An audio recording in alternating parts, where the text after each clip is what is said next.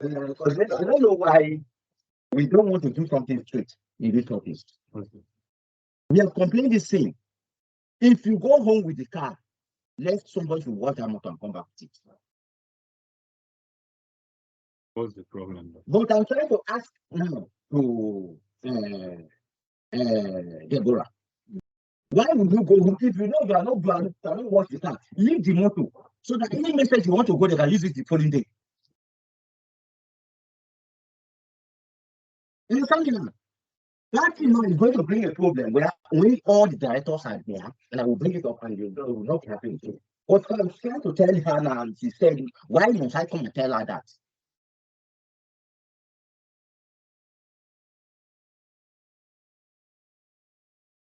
So this thing now, we don't know how to handle it, and we are going to tell it in the meeting here. So that if now people will clean the motor and the motor, because there's no time this motor left with me or any person who don't watch this motor and bring it back in the morning. Why will you carry a dirty motor to your house and come back? If I told your own self, you will go.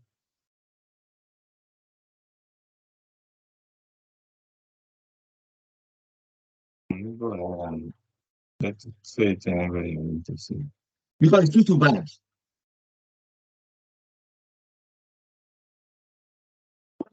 Now, who's going to take the number? You have no issue there now. Which kind of issue? See it again now.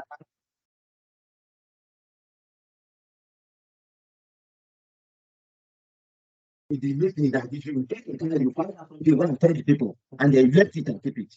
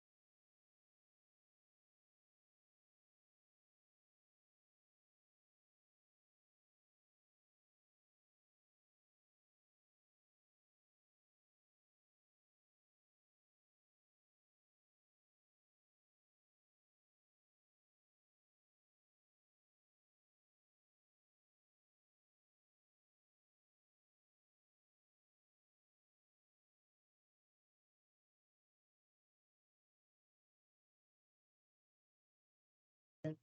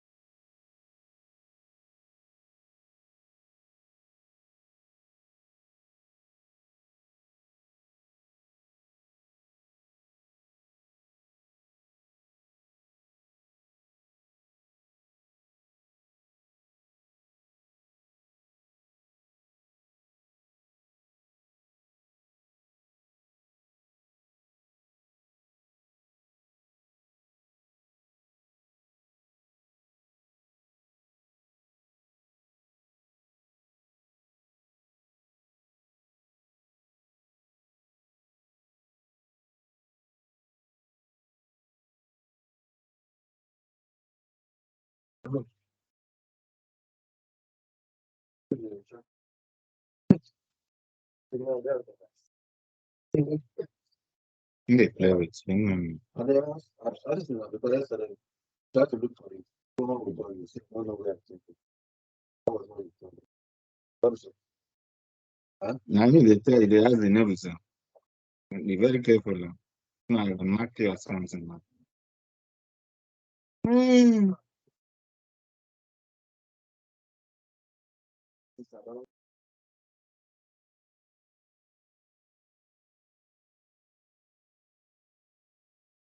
ball goes. People are coming. One door like that. The end is listen. I know. I know. I know that's what they want. I already hear it. I know that.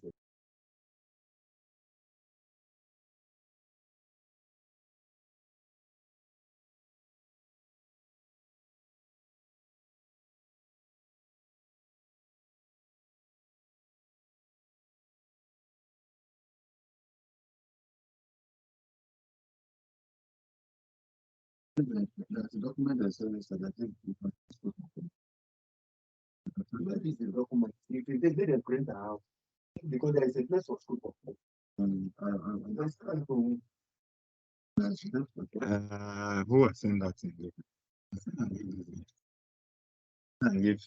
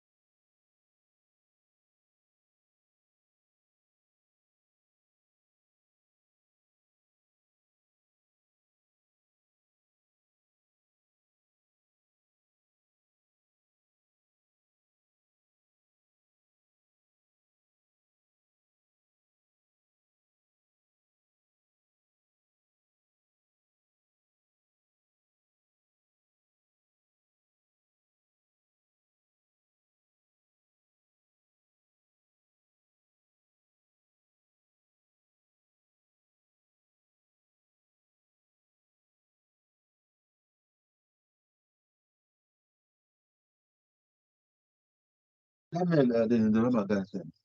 Mm. I'm trying to look for it. I can't find it. What am I for this one? Mhm. Check there for it. What are you? Maybe that's just for it. Sorry, they do something, so it's not, no one can work on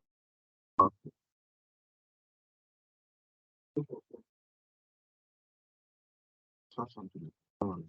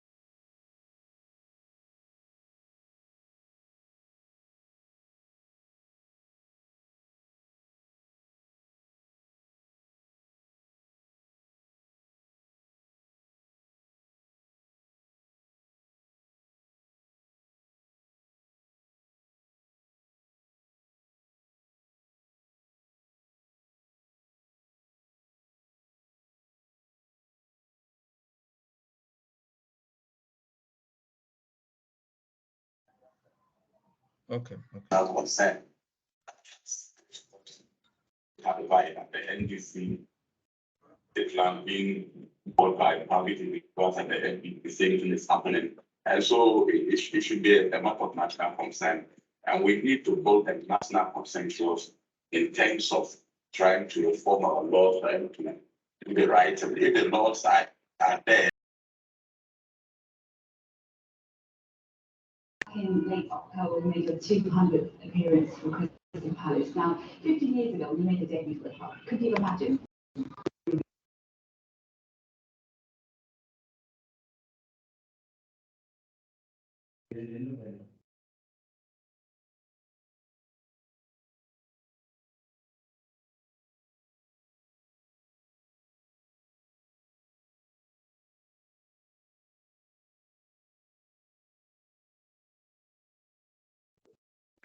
Hello everyone. Oh.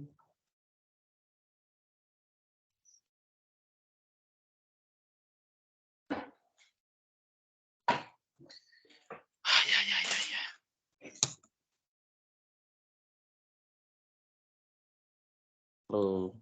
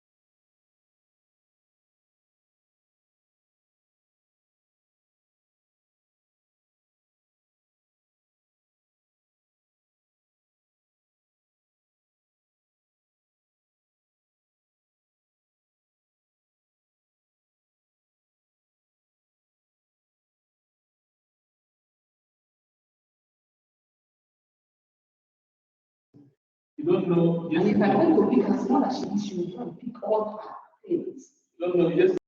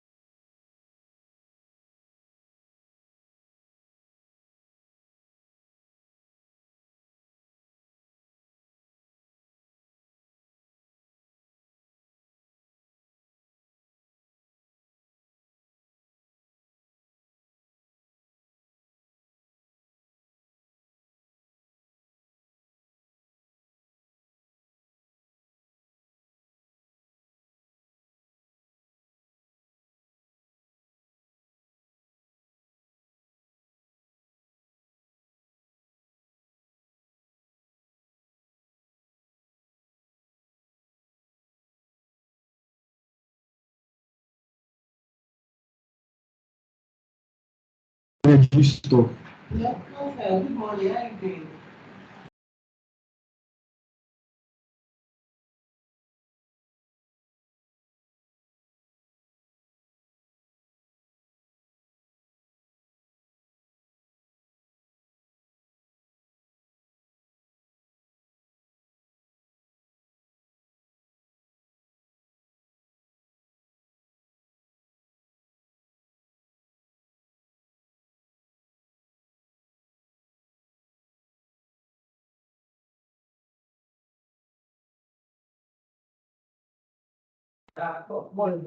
Good morning.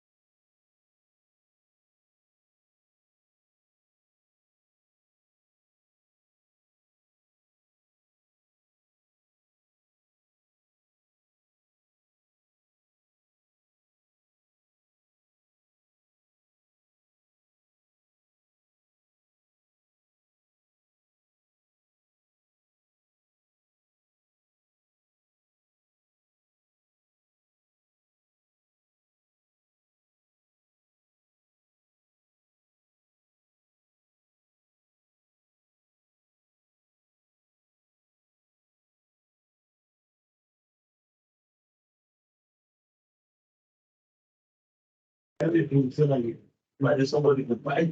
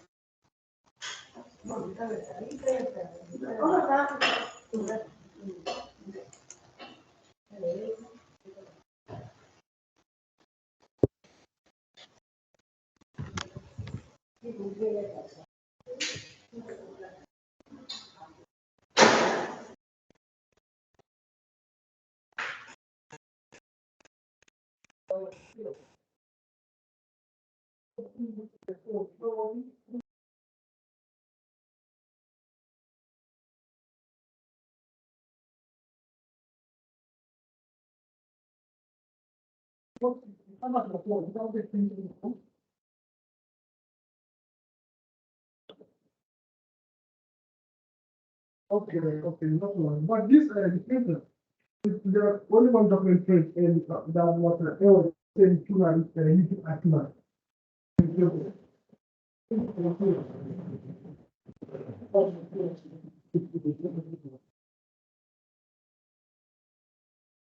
Yeah, only one. The one for the first document for other one is okay.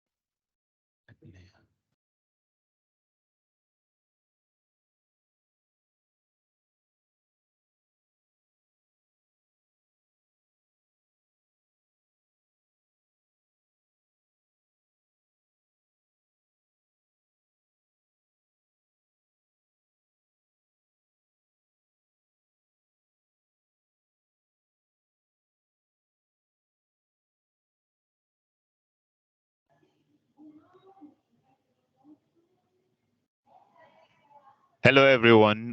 Good morning and welcome to the day 2 of the African International Conference on Clean Energy and Energy Storage.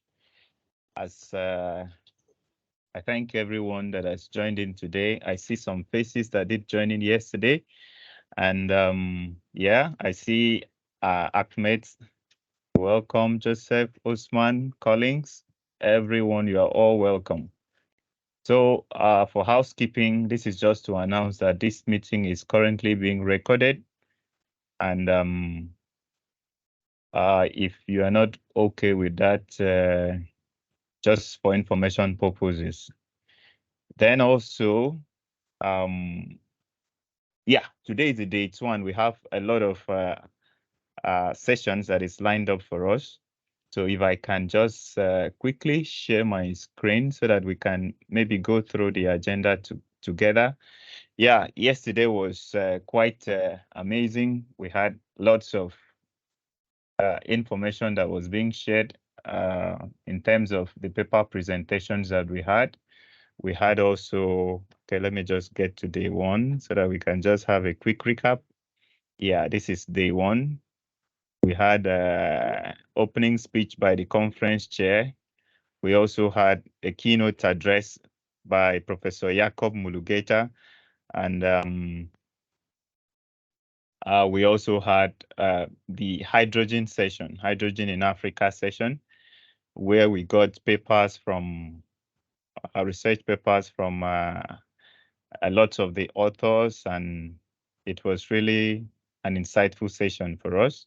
Then we had the panel session on clean cooking, and also we had the session on mini grids. We also had sessions in energy transition in Africa, and also Friday we had today is Friday, sorry, yeah, we are here now. And the master of conference for this particular, for today still remains Chigozie Nwekeze, who will be joining us. Okay, I think he's here already. Chigozie, you are welcome. So when you are comfortable to start, just let us know so that we can hand over to you. And today we'll be having, of course, the opening speech by Professor Demodeke. Ogene Ronade Modeke. He's the director of the coordinator of the Energy Access and Renewable Energy Technology program at University of Port Harcourt, and he's also the director of the Energy Technology Institute. And yeah, we'll also have a welcome speech by Professor Sunday Oyedepo, co-chair of the conference. Then, yes, Ms. Ifeoma Malo, the CEO of Clean Technology Hub, will give us the keynote address of today, which is titled The Role of Industry-Academia Collaboration in Advancing Clean Energy Innovation in Africa. Then, of course, then we'll go on. Professor Ogene Rona, are you ready for us?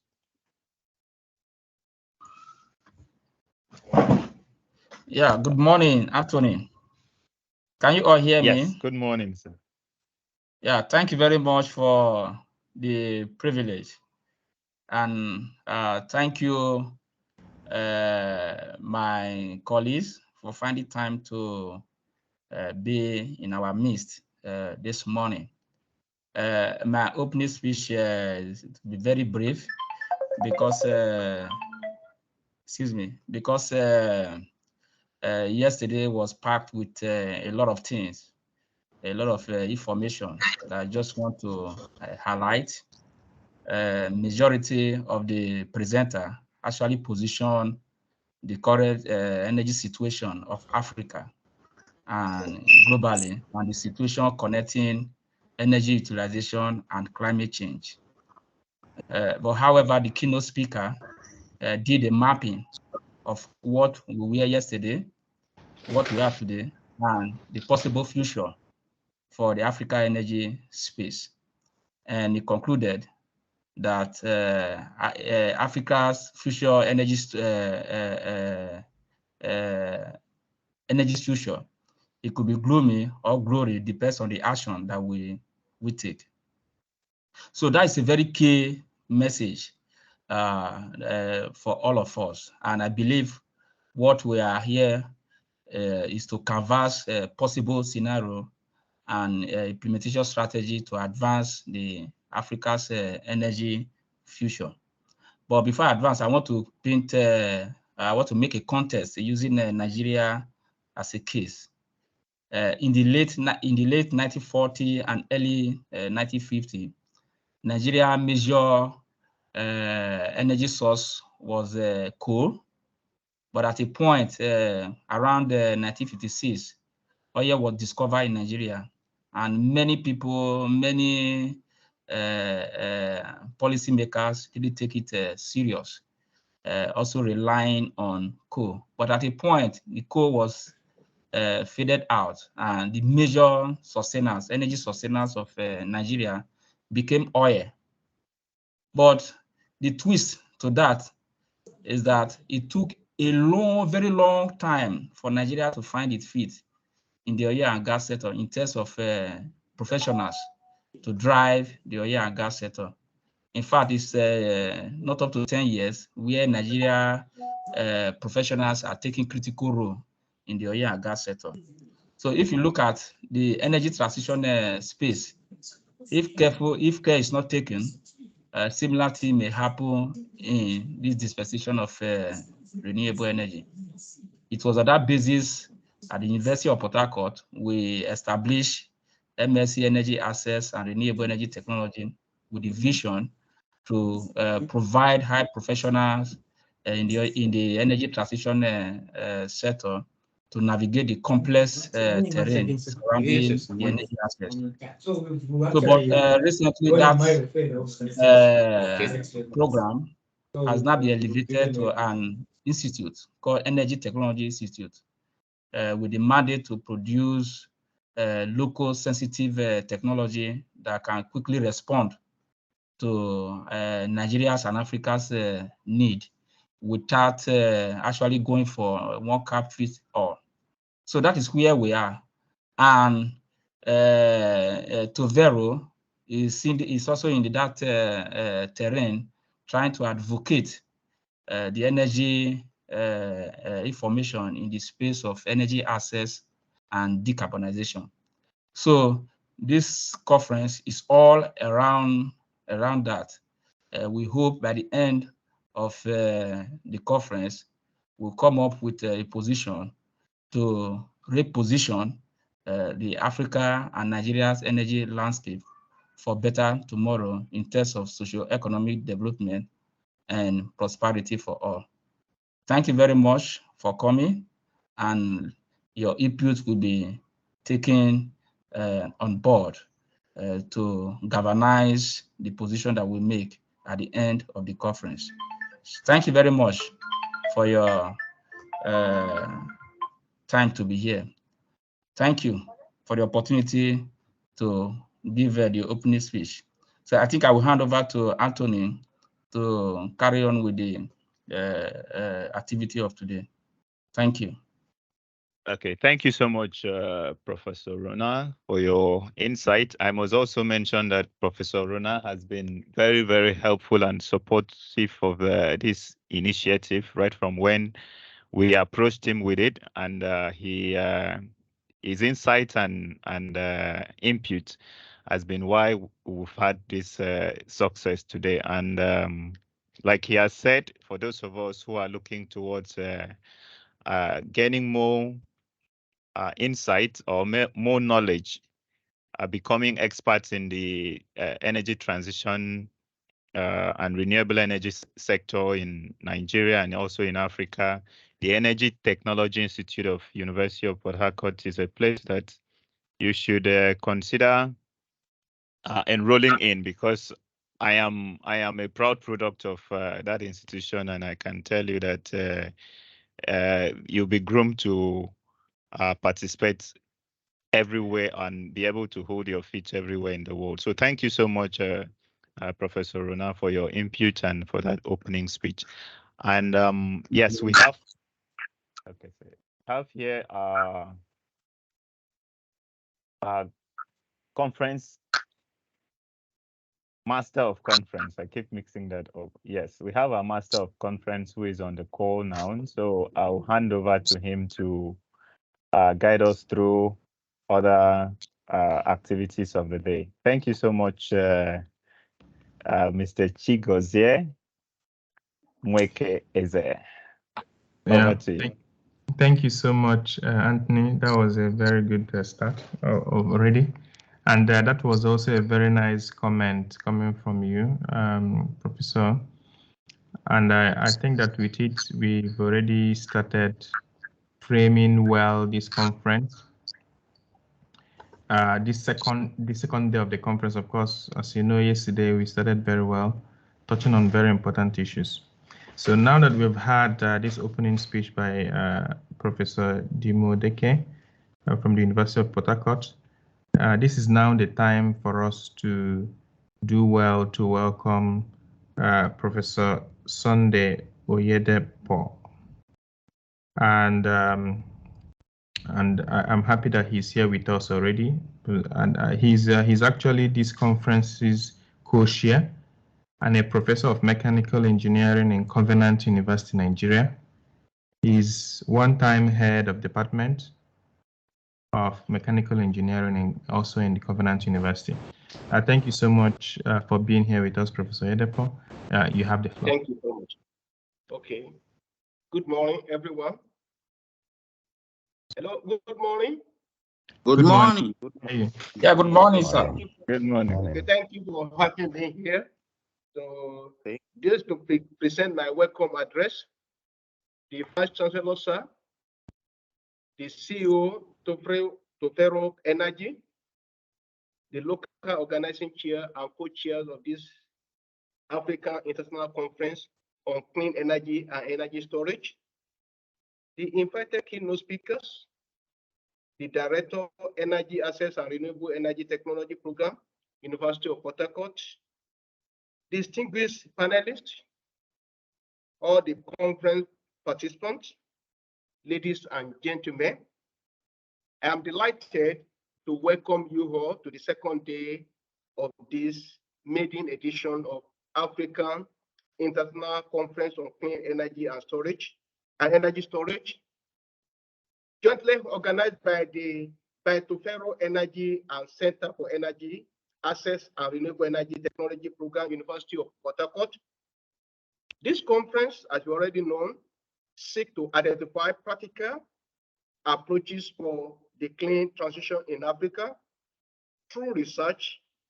Moreover, the conference aimed at bringing the academia, industry, and regulators to be in one space to discuss issues that concern the clean energy sector and energy storage in Africa, which I believe these were really addressed through the presentation yesterday and the keynote speech presented by the keynote speaker. And I believe that everyone attended yesterday. We have one thing or the other to take home. Today, I do believe that at the end of today's presentations, there will be way forward toward achieving clean energy transition in Africa. I wish you all successful deliberation today and successful presentation. Thank you all, and God bless you all.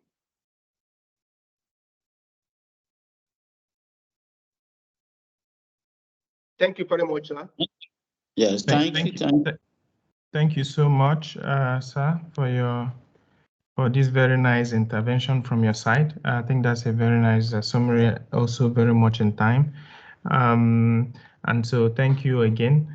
So now we're going to go to the keynote address today.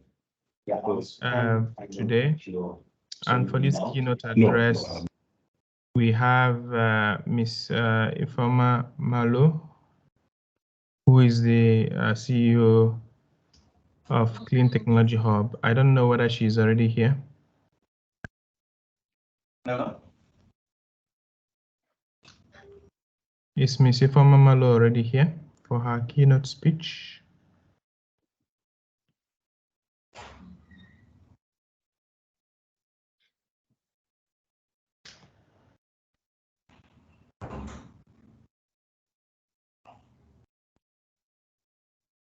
Okay, it seems that she's not yet here. I think that we might actually do well to start. I'll continue with other sessions while we are checking out to know why she's not yet with us.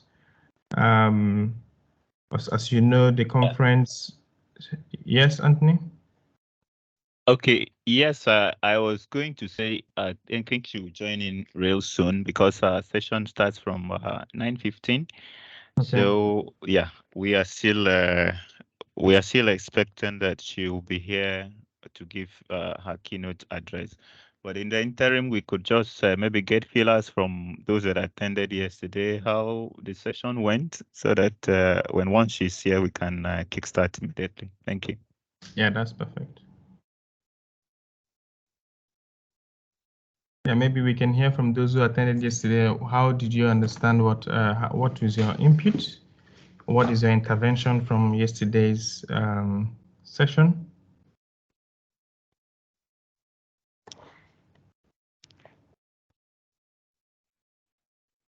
Of course, yesterday we did very well to discuss issues regarding green hydrogen. I can see that there are experts here on green hydrogen as well. We did address issues of clean cooking. We also did address very much questions regarding energy transition in general. And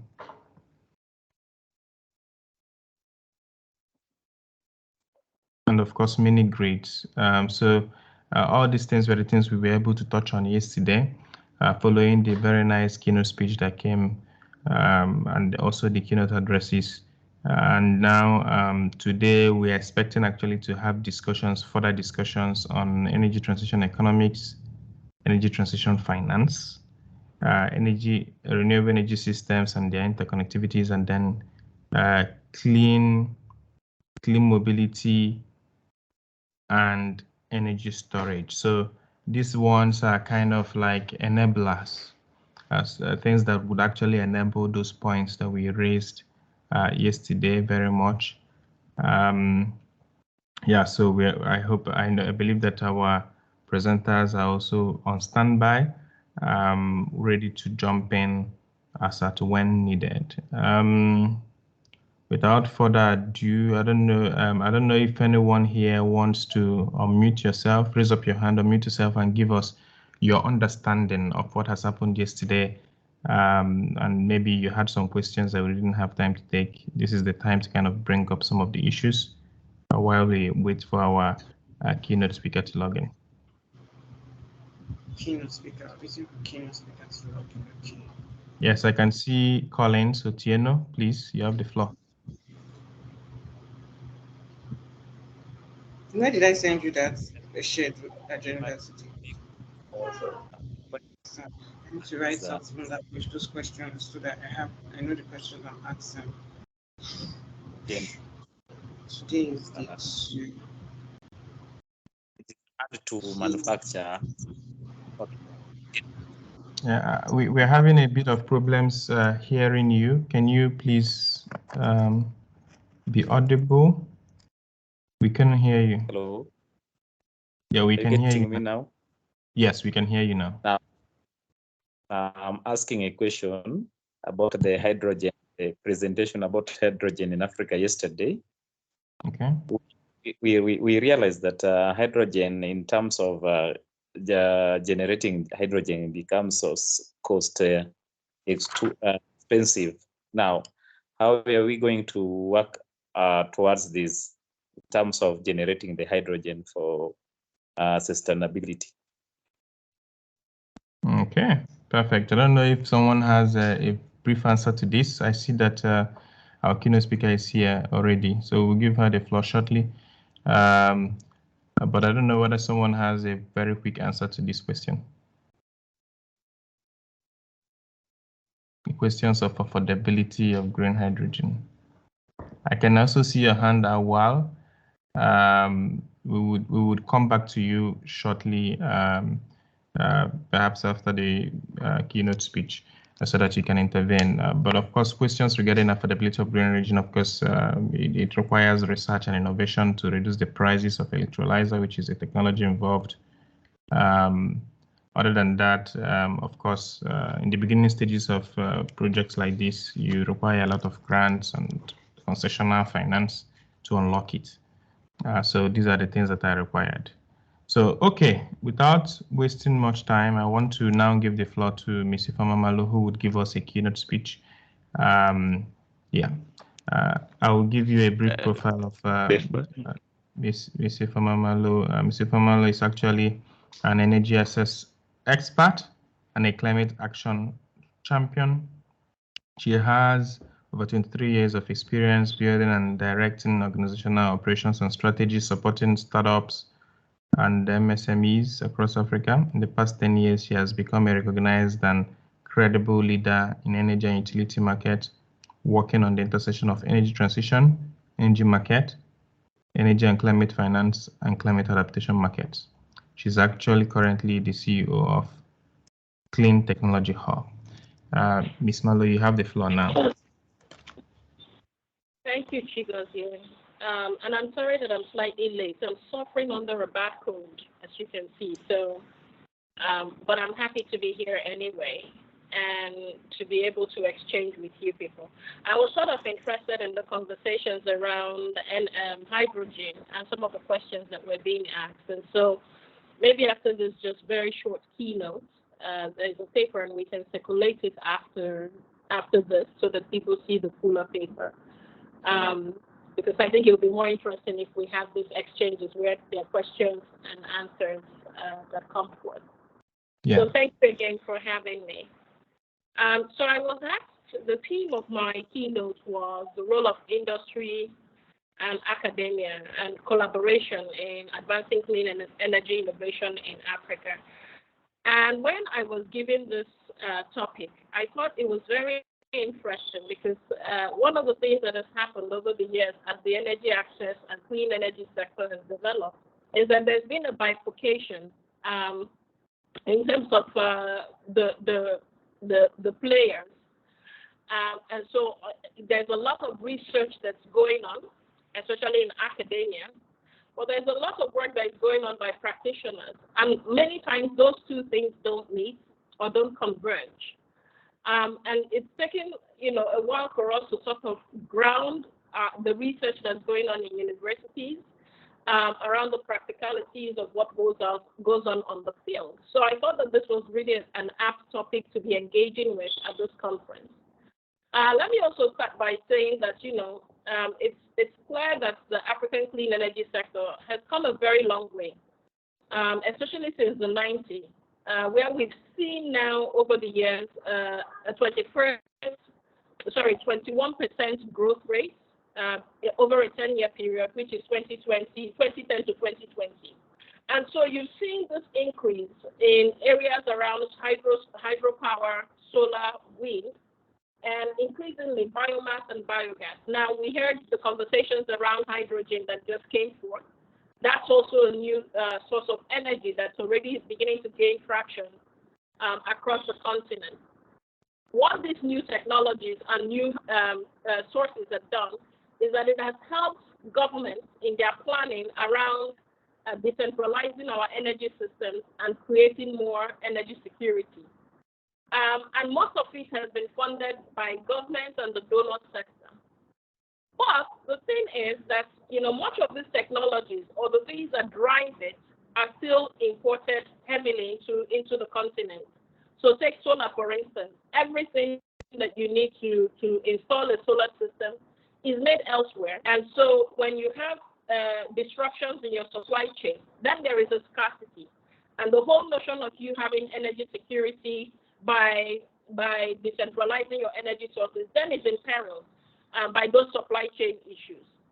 So since most of the technologies are coming from outside the continent, mainly from the US, China, and other Southeast Asian countries and Europe, there is now a commitment by African leaders and African countries to spend at least 2% of their GDP on research and development. And the reason for this is to see how we can develop most of these things, whether it's the solar panels, the batteries, the charge controllers, everything, you know, that you need to do maybe like a solar mini grid project. How can we then produce those things here? Yesterday, the Minister of Communications and Innovation Technology, Dr. Bosun Tijani, has been on the forefront of pushing for local production. Yesterday, he made a call for students who had done CWES or IT in Nigeria and was asking them questions around whether they were able to build or fabricate anything, because I think that ministry is now trying to see how they can bring in funding support to scale up our own indigenous innovations as well. So, but there's now 2% of GDP that the African Union and its member countries are committing on research and development.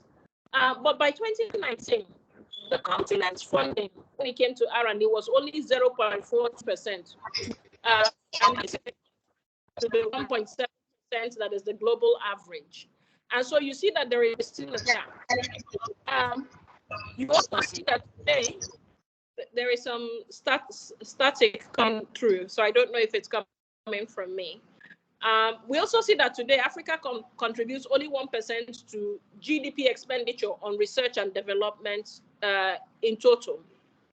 So it's clear that the continent needs more innovation, needs more research, especially in clean energy and energy storage.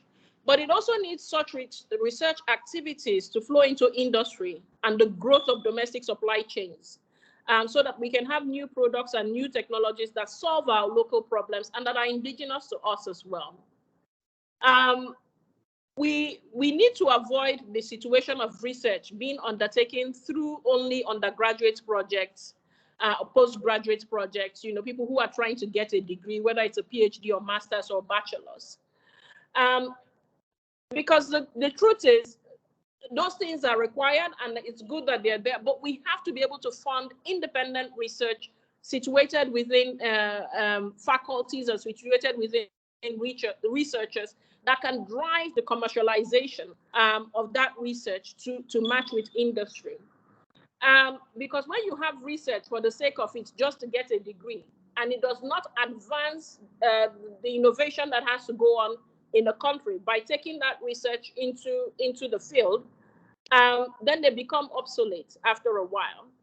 So, and because they become unusable by the industry due to their obsolescence, a lot of the funding, a lot of the money, and a lot of the innovations that could have gone to drive those research and continue to improve with them, all of that is lost.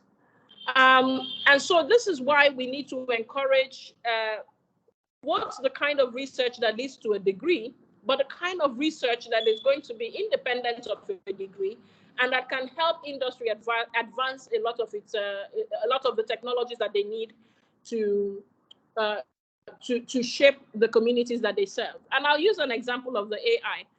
For over 15 years, you know, open AI had been a thing. There was deep research going on, especially in the US, by a group of scientists and a group of technologists who came together and said, you know, artificial intelligence is the future.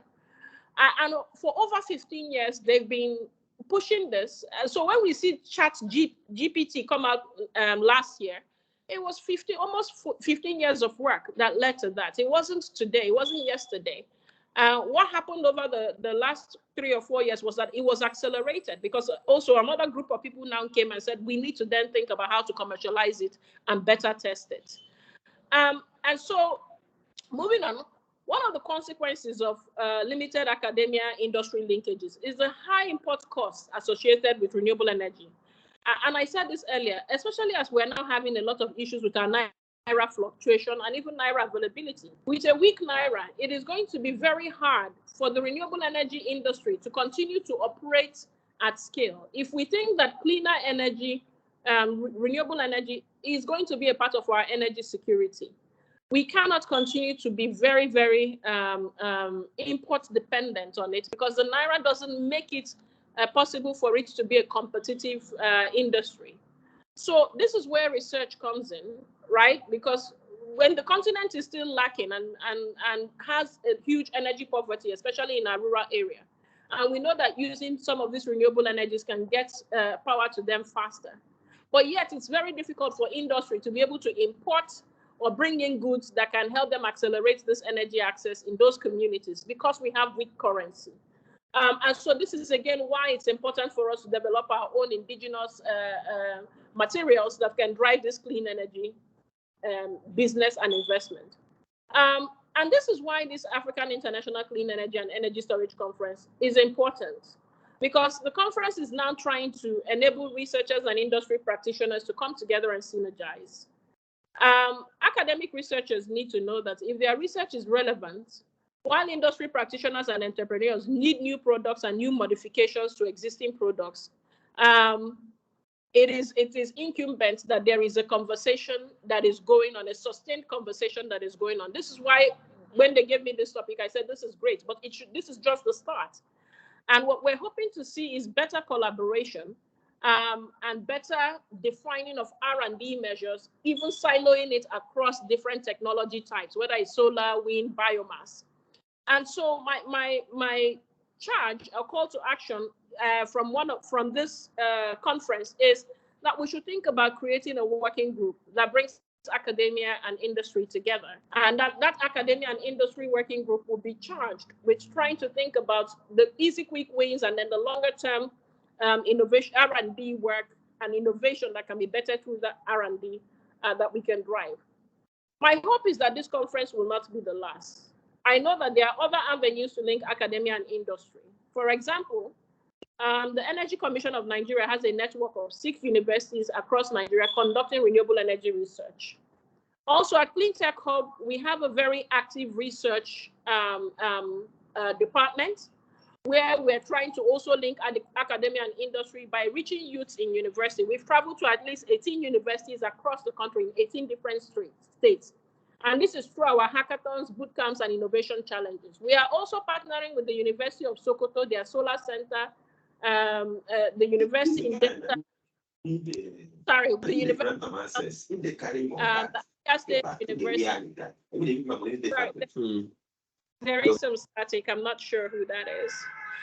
So we're partnering with some of these universities on some seminal research around renewable energy on the policy and regulatory side. But we want to actually see more being done on the active technology side. These sort of partnerships, especially with universities, are helping not just the academia, but also the students towards pushing them into industry relevant courses and also problem-solving research and innovation so that we can create that culture from the very beginning.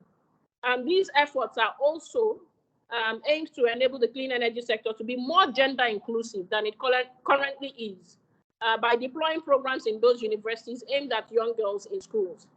Now, lastly, for academia, we know that inadequate funding to public tertiary institutions and research centers places a lot of limitation on the kind of cutting edge and useful research that Africa's academia might undertake. But this is why academia must partner with industry, because most times, at least I speak for Clean Tech Hub, we're able to get grants that ask us to do research. I think it will be more powerful both for academia and also for an organization like Clean Tech Hub to partner with one university or an institute to do this sort of research. A lot of our partnerships outside of the four local universities I mentioned earlier are international. We're partnering with universities, 3 institutes in Germany, 2 universities in the United States, 1 university and 1 research center in Canada. We would want to be able to replicate some of those things there. Recently, the University of Lagos is building innovation hubs and labs to drive useful innovation. LASU has reached out to us. We're partnering with them, and we have an MOU on driving renewable energy technologies. The Ebonyi State University Vocational College made news in 2020 when it built electric three-wheelers. So it's a hope that Africa overcomes the very academic industry problem collaboration, and that government funds and supports such collaborations, and that more importantly, that academia is much more open to partnering with industry and driving the growth of R&D in the clean energy sector. I thank you for your time and for giving me this opportunity to speak with you. Thank you so much, Ifeoma. I think that was a very nice intervention. You touched on very, very important topics. As you know, most of our technologies are mostly still imported, as you've mentioned. And if it is imported, of course, it affects. I mean, once there is exchange rate fluctuation in the country, it strongly affects the sector, and of course, jeopardizes progress in energy transition. You've touched on it very well. The importance of more research, the importance of more collaboration between industry players and researchers, artificial intelligence, the importance of it. And I think that these are very, very important points you raised, and I thank you for those. I want to take more questions actually from the floor. I know that there are people who are already here who would like to ask you some few questions as a follow-up. I have here first Collins Otieno. Collins Otieno, you can unmute yourself and ask your question.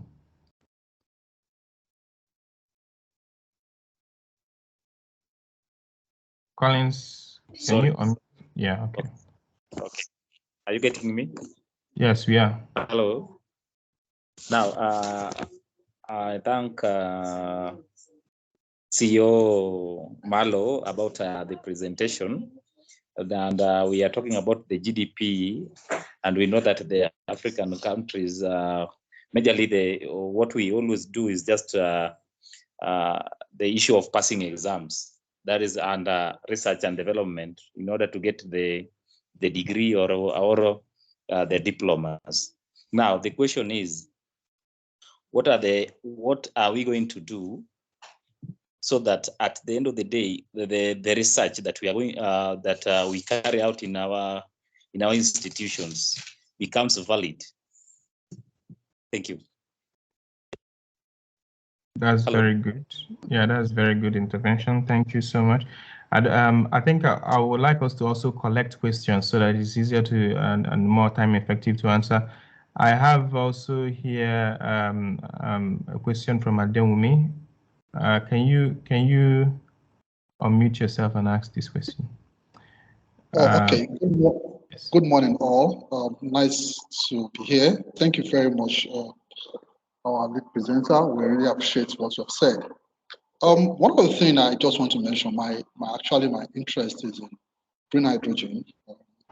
Fortunately, I missed it yesterday, but like the prof was mentioning earlier, we know, like you mentioned, regarding the use of when we're stocked with coal in the 50s and 60s, and petrol was coming on, we failed to develop policy or capacity to be able to take charge until recently, mentioned about 10 years ago, when we started having a Nigerian company taking charge of the oil and gas sector.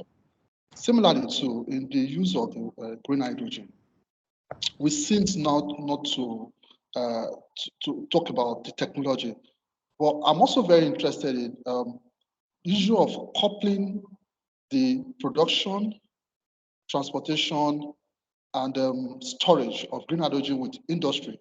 So maybe you have hubs, creating hubs where we can talk about the production of hydrogen, hubs for production and utilization. But the point also is that how do we couple this with the local industry so that it can accelerate development? Because if it's done in silos, that we started with what we were doing initially with the RE sector, that's the solar sector, it might take a longer time for it to move on. But how can we couple it? What are the industry that currently that we can couple this new technology with that, so that we can accelerate our development and adoption and adaptation to our local environment? That's my question. Okay, thank you so much, Engineer David. We'll take one last question now from Victor Fagorite, and then we now give Ifeoma the floor to now address them. Yes, unmute yourself and please ask your question, Victor.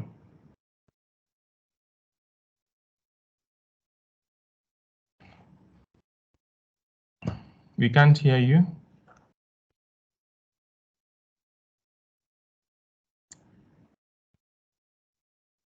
Okay. While we can't hear you yet, but while we are waiting for you to sort out your technical issue, we can take the question from Jusu Gobe. Hello. Yes. Can you hear Yes. me? Yes, please. Okay. I'm Jusu Gobe, Israeli, doing PhD in India. I have maybe 2 questions. One of the questions, Madam spoke about research collaboration.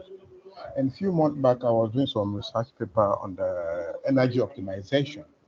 And I met an article which was actually done by a Nigerian. I reached out to that author through email. He never replied me. Imagine I even said I'm Israeli. He never. Okay. Besides, Madam spoke about gender perspective on these energy dispensations. So I don't know how gender equity play in this energy transition we are talking about. So I would like Madam, because I know with her eloquent speech and what she's doing, I think she was not debarred from joining or doing what she's doing. I don't think, as far as engineering is concerned, we have any gender problem in it. Give it right to whatever maybe a female want to do. So I would like to really to just to express some idea on that. Thank you.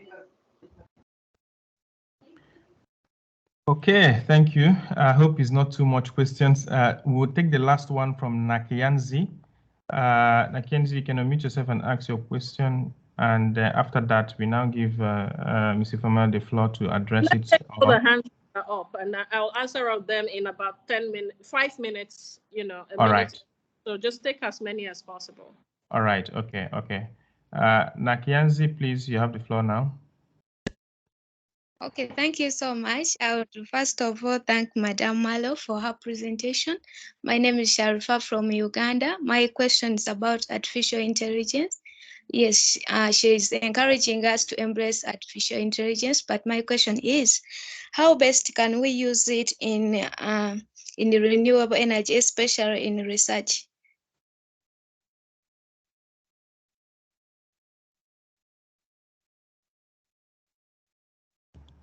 Okay, I think that's a clear question. Okay, now I think that's what we have for now.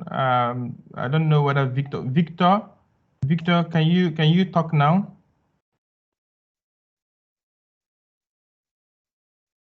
Can you unmute yourself and ask your question now, or are you still having your technical issues?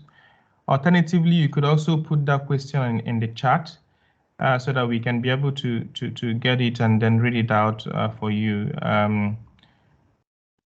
I'm also seeing, checking out questions that are currently in the chat. Now, I think we have maybe one question there, or not. Okay. Let me see whether, yeah, as I said earlier, please feel free to also put in questions in the chat, but I can read this one also from the chat as well.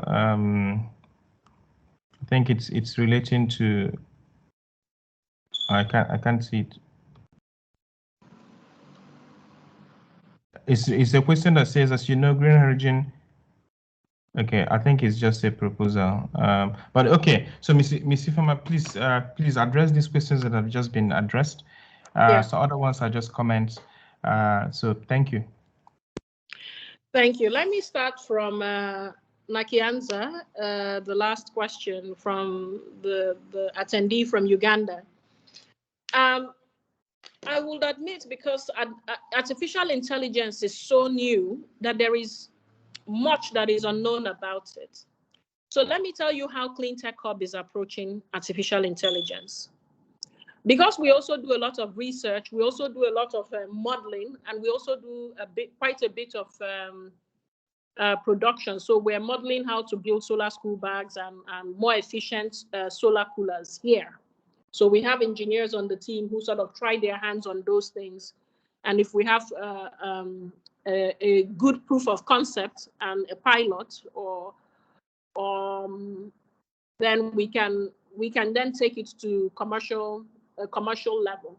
So these are some of the things we do. And so one of the things I started talking to the team, here at Clean Tech Hub, we have about a 35-person staff, with at least 70% of them being, 40% of them being technical staff, 30% of them being research-based staff, and then, the rest 20% of us being general administration, and, and we have a few consultants as well that come through our doors. We are having a day of AI, artificial intelligence, where we've invited 3 experts, one of them in the US, one of them in the UK, and one of them in Rwanda, to come to talk to us about how we can use AI to drive a lot of the work we do, whether it's on the research side or whether it's on the technical modeling side. That's coming up in a few weeks. And that's because outside of just using questions to ask ChatGPT, what we have learned is that there's a psychology to how you prompt AI to give you the data and the information that you need. And so it is for us to understand the psychology of how to ask those questions more efficiently, to be able to throw up data in a way that makes sense. And so let me tell you, for 1 or 2 of the courses on AI that I have taken recently, one of the things that the facilitator did was to bring up a topic, maybe energy transition in Nigeria, and then put 2 people to sort of ask ChatGPT. We use ChatGPT as one of the 3 AI tools for that session, to ask questions on energy transition, and then they would narrow down the question down to a specific team, and then ask 2 people to ask. Every time AI gave it was the same data, the same answer, but the length and breadth and the manner in which the answers were put together and arranged and compartmentalized was very different. And you could see that the person who knew how to ask the right questions in the right way was getting better data and better information. And even the AI would give you all the references from where they are getting the data from. So you would have a bibliography, depending on how you ask the question. And so what this taught us was that, there is a lot that we can utilize AI for. And sometimes they'll even tell you where to get videos. If you're the kind of person trying to build something and you're asking, I want to build maybe a solar cool, what's the best way to do this? It would answer you and then also attach a link for you to go to a video where you can find the best and easiest, most accessible way to try and build it. So, there's so many ways to use AI to optimize work, to optimize research, and to optimize data. Even when you put data and ask AI, is it true that Nigeria's population is 200 million? It will give you a very detailed answer, including citations that would answer that question. So again, it's about the prompt and understanding the psychology of AI and how to use it. And I will encourage everybody to take 1 or 2 courses. If you see them available, there are so many free courses now. I'm sure that at some point they'll start making people pay. Please take them and understand how to use those prompts. The other question around gender aspects from Jitus. Jitus, well, let me start with your research collaboration question. I'm sorry that somebody didn't respond to you, but you as a researcher, you know how busy you also can get. I think persistence is key. Sometimes emails get lost in the middle. So if somebody doesn't respond to you once, please just keep at it. At some point, you wear them down and they'll respond to you and give you the information that you need. But on the gender aspect, I think, I want us to be very clear that you cannot design a just energy system without half of your population involved in it. So when we're asking to have gender be mainstreamed, and not even just gender, other differentialized groups, disability groups, be mainstreamed into energy planning, energy production, energy utilization, I think it is important that we think about who's the end user of these energy systems. And I'll give you one quick example. In an estate that I used to live in, they built this estate, beautiful estate. The problem that was wrong with and they couldn't sell all the houses for over 6 years. So there were houses on the market for 6 years, while all the other neighboring estates around us at the time were fully sold. What was the problem? The developer for that estate made a very small kitchen, but had a very large living room. And if you're buying, and this was supposed to be family homes they were selling, honestly speaking, it's just, you know, me and my family, we felt like we made a mistake buying it after we had already paid. But a lot of women wouldn't accept for their husbands to buy those units because the kitchen was really very small. And you know, the kitchen and dining table is where family happens. That's where people cook food together. You have a meal together and everything. If they had a woman, when they were designing those properties, the woman would have told them that this won't work for a family unit. But nobody asked them. It was very clear, the architects, the developer, everybody that was in that value chain of building those properties were all men. So 6 years, they lost a lot of money, lost a lot of equity. They've since learned their lessons. And so it's bringing that analogy to energy access and energy planning. If you know that women are the ones that consume energy the most, either through cooking, especially when we're doing clean cooking, even when we have that's in the home, and even when we have other facilities to manage, you find that you have to be putting them in as part of the conversations on what this energy would do for them and how they can utilize it in much more efficient ways. And then green hydrogen, I like the analogy you made with coal. I think that's a very important analogy. But the question you're asking about how we can couple all of these things together, from production, storage, transportation, and looking at use cases for hydrogen, I mean, it's simply the fact that we have to find off-takers before we think about developing a robust hydrogen commercialization project. We're now in the process, I think, and it's being driven by GIZ and a lot of the other German organizations. That, you know, there's this big push for hydrogen across Africa. And that's not a bad thing. I think hydrogen is really, that the fact that we have another source of fuel is great. The challenge that is beginning to appear is that all of the talk around hydrogen now is for export, not for domestic use. So one of the questions that I've asked in all of this conversation around hydrogen is that we're going to build another system very similar to our oil system, where it is very extractive for export, and we don't do enough to build the infrastructure for domestic use. And this is why our oil and gas sector is where we are. Why we're flaring gas is because we didn't build the infrastructure to pipe gas. And so we continue to flare them, not knowing that this is damaging the environment, but we're losing a lot of money also. And that's because that entire industry was designed for export, not really for domestic use. So as we engage whoever is pushing hydrogen, we need to engage them for hydrogen for domestic use as well. It's an export fuel. We can earn foreign exchange through it.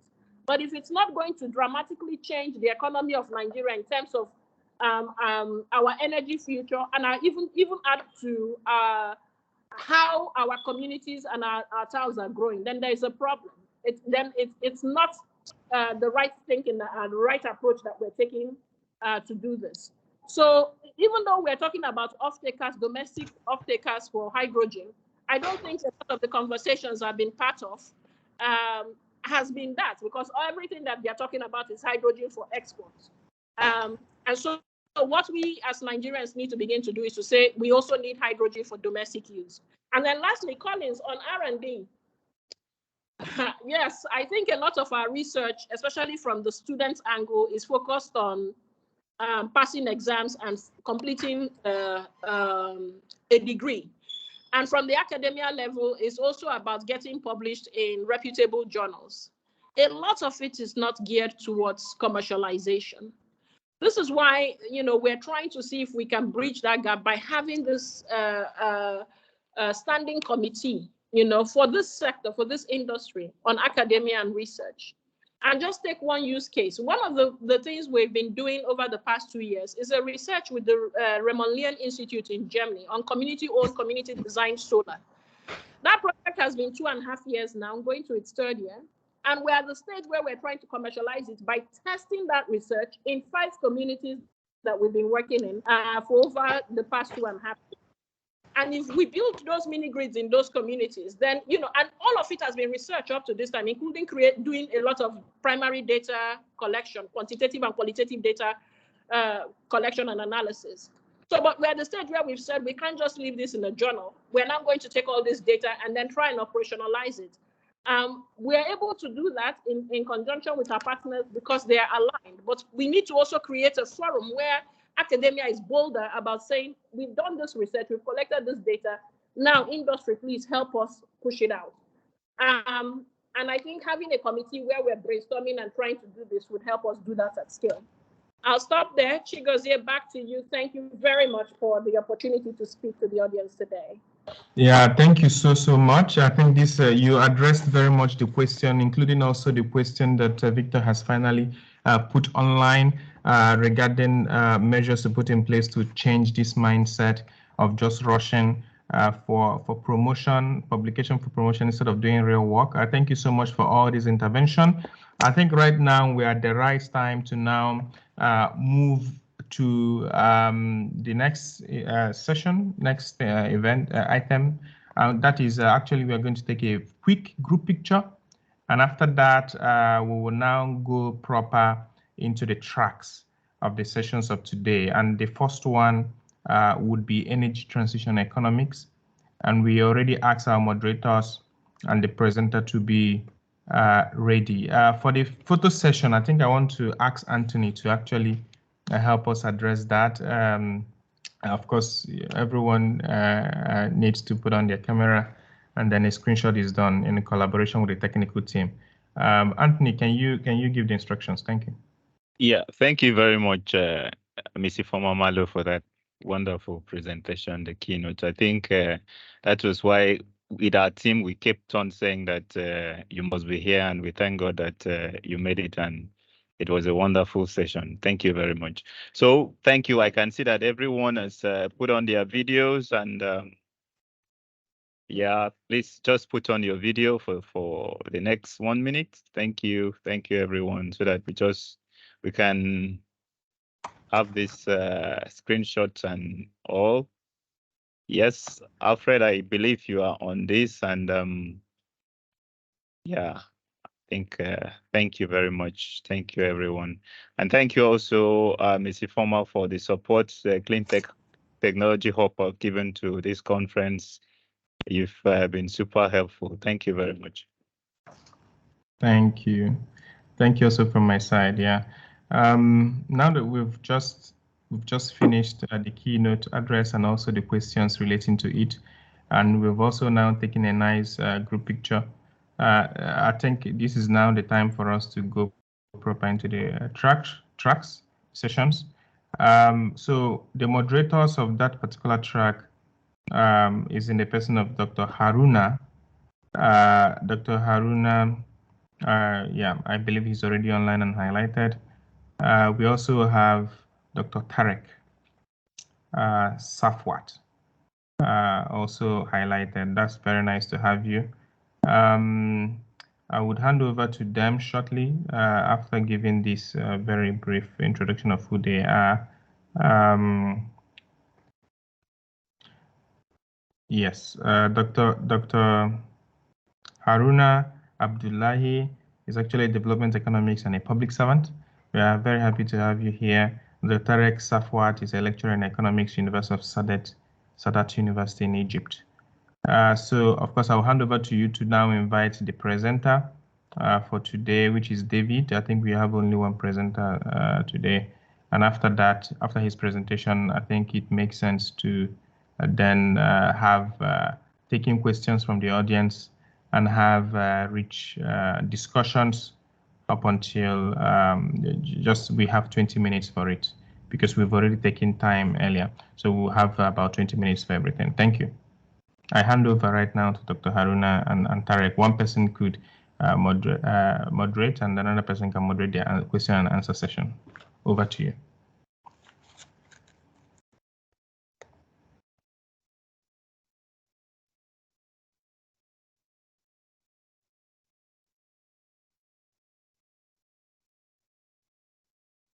Please, if you are speaking, you're muted. Good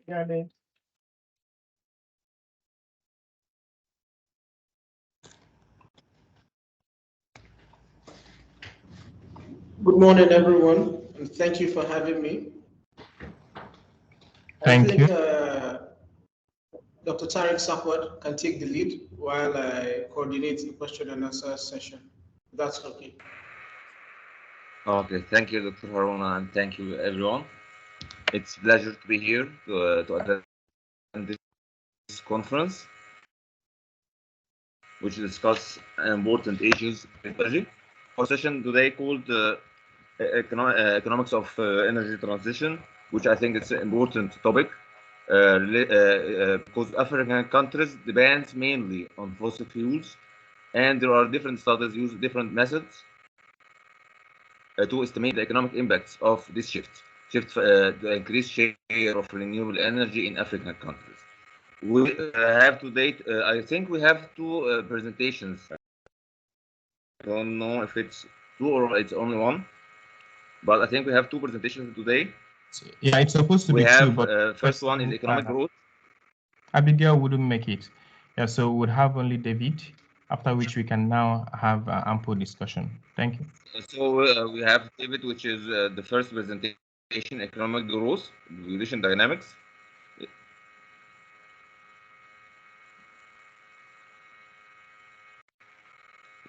So we have economic growth, population dynamic, electricity consumption in Ghana. Is it right or not? Yeah, okay. So yeah, it's David. The first presentation is economic growth, population dynamics, and electricity consumption in Ghana. It's David. If David is here, yeah, you can. Floor is yours. You have 15 minutes. Yes, please. And 5 minutes for questions. Yeah, thank you very much. I'm trying to set up my presentation slides. I believe everybody can hear me. Yes. Okay, perfect. Sorry.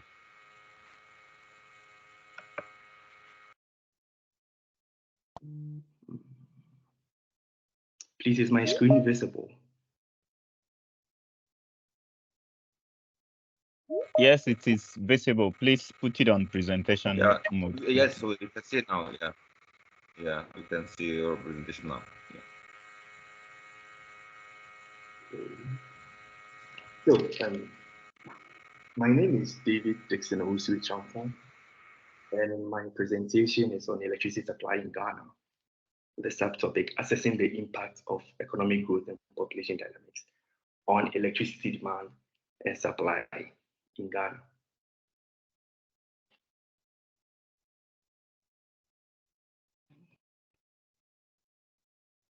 Yes.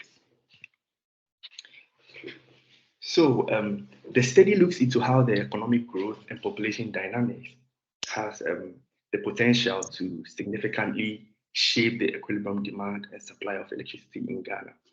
The essence of the study sheds light on the implications, providing valuable insights into the sustainability of Ghana's electricity supply mechanisms. And for the study, the key indicators that was used are electricity consumption, GDP in current, GDP PPP, that is purchasing power parity, and also population. For the research methodology, we employed the application of the multiple linear regression model and its theorem, as you can see, where y is the dependent variable, a is the intercept or constant term in the equation. The x's are the independent variables, which are obtained from simple linear regression over a period of time. We have our b, which are the coefficients corresponding to each independent variable. And finally, the c are the constants of the respective simple linear regressions. Based on the key indicators that we use, the y represents our electricity consumption, the x's 1 to 3 represent our independent variables, which are the GDP in current, GDP, PPP, and also population. And for our data collection, we extracted it from the Ghana's Energy Commission's National Energy Statistics. After running our entire simulation, the summary of our results were as follows. We found out that our model exhibited a good fit to the data, indicating that approximately 93.8% of the variability in electricity consumption can be explained using the GDP in current, GDP in PPP, and also the GDP and also population. We got to know that based on our p-value, which is 0.00136, we understood that our model overall is significant. And then also we went on to find out that GDP PPP is Sorry, David. Yeah, sorry, David. If I don't know if it's from my end, but your slides are not moving. The slides are not moving. Yes. Can any other person confirm if it's just? Yeah, it's not moving. Yeah, it's not moving. So please. Not moving at all. Yes. If you can move. Yeah. Which slide is this? Is it methodology? This is just the first slide. That's what we are still seeing. Just the slide. Yes. Yeah. It's not moving. It's not moving. So, all right. Let me see. I don't know what is happening.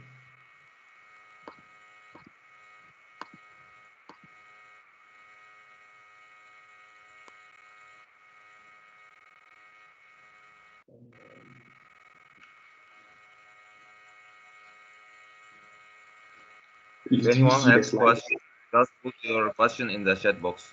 So after David finish, we will take questions with Dr. Harun. Let me see.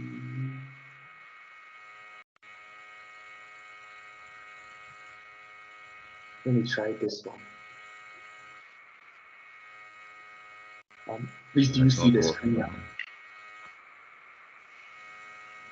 Yeah, we see the screen, but it's not moving. It's not moving. So yeah, you can see introduction. I can see the title only. Just the title. The first slide. First slide only. Title slide only.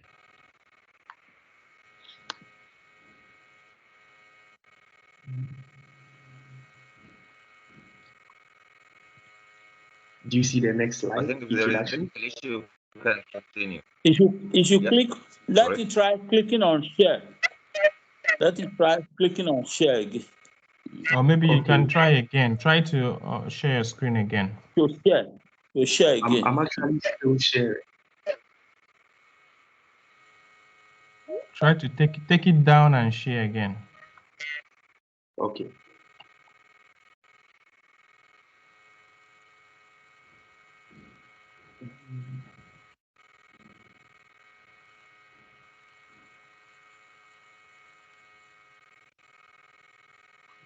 Please, do you see it? I'm sharing again. I've started sharing.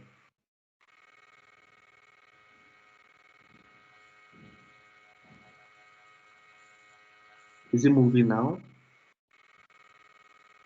Now you stop the sharing now. Now I've stopped. Okay, it's actually showing here that I'm sharing my screen. Okay. Yeah, I think there is a technical issue. Your case. Can you try again? Is it possible for me to turn it so that somebody, I don't know.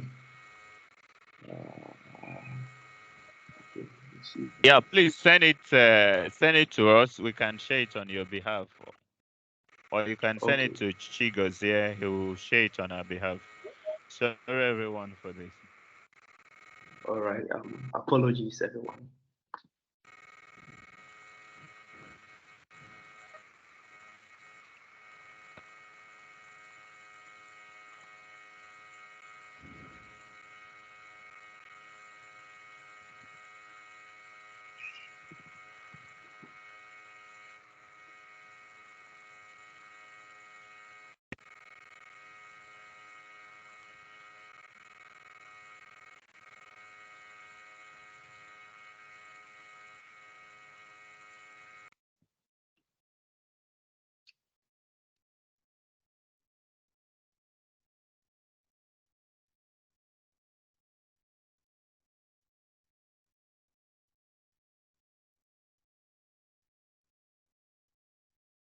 Yeah, okay. In the meantime, please feel free to put in your questions in the chat so that we can quickly go to the question and answer session after his presentation.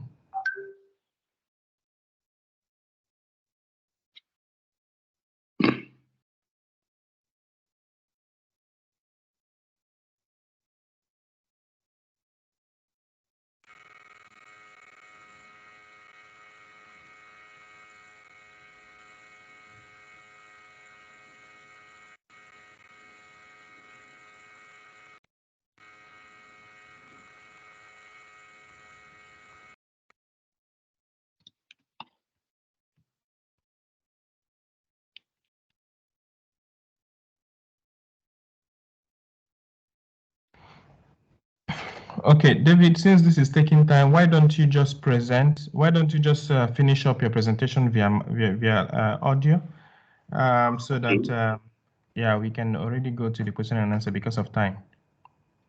All right. Then I'll proceed. So as I was saying, give me a moment. Let me open my slides again.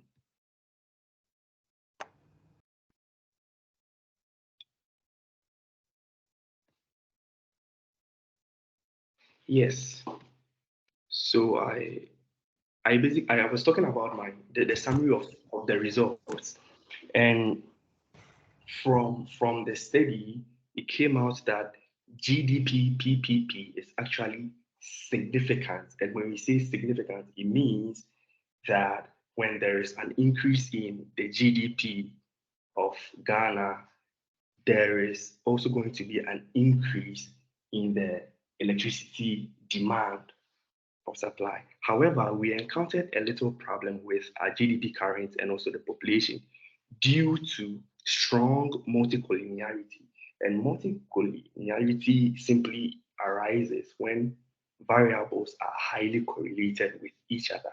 And so it tends to complicate the interpretation of the individual variable effect. That's how come we didn't have a strong or enough evidence for the GDP current and also the population. Irrespective of that, everything turned out to be fine. That is, our model fit with R squared being 93.8%, and also our F statistic showing that our overall significance of the model is right.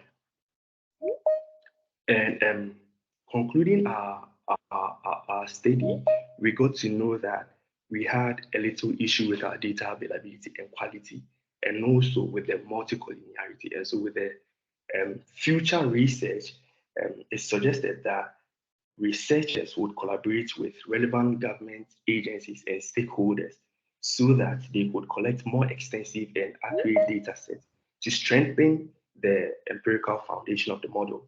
And to solve the multicollinearity, I suggest that there is a variable expansion and also causality analysis to address this situation. Now to the implication for resource allocation. This is to end the entire presentation. Knowing that GDP, PPP have a significant relationship with electricity consumption. This means that as the economy of Ghana expands, there is the need to allocate resources for construction, maintenance, and modernization of power generation facilities, and also distribution networks, as this would not only alleviate supply challenges, but also contribute to a more sustainable and resilient ecosystem. We also talk of demand forecasting and load management. The relationship goes on to prove that Ghana's energy planners should be empowered so that they identify potential supply gaps in the energy grid, particularly during periods of heightened demand. And by doing so, energy planners can direct their allocation efforts towards optimizing the utilization of existing energy infrastructure. An example of this could be involving implementing demand response programs in Ghana. Last but not least, I'll touch on policy formulation and long-term planning. A major key implication would be to encourage private investments in renewable energy sources, which does not only align with global sustainable development agendas, but also places Ghana on a trajectory towards reduced reliance on fossil fuels and reliance on a more diversified energy mix. So therefore, with this study, it suggests crafting policies that incentivizes research and development in energy efficient solutions and cutting edge technologies where Ghana can position itself as a leader in sustainable energy solutions. So this is actually the end of my presentation. I thank you for your attention, and I'm very sorry for the inconveniences caused.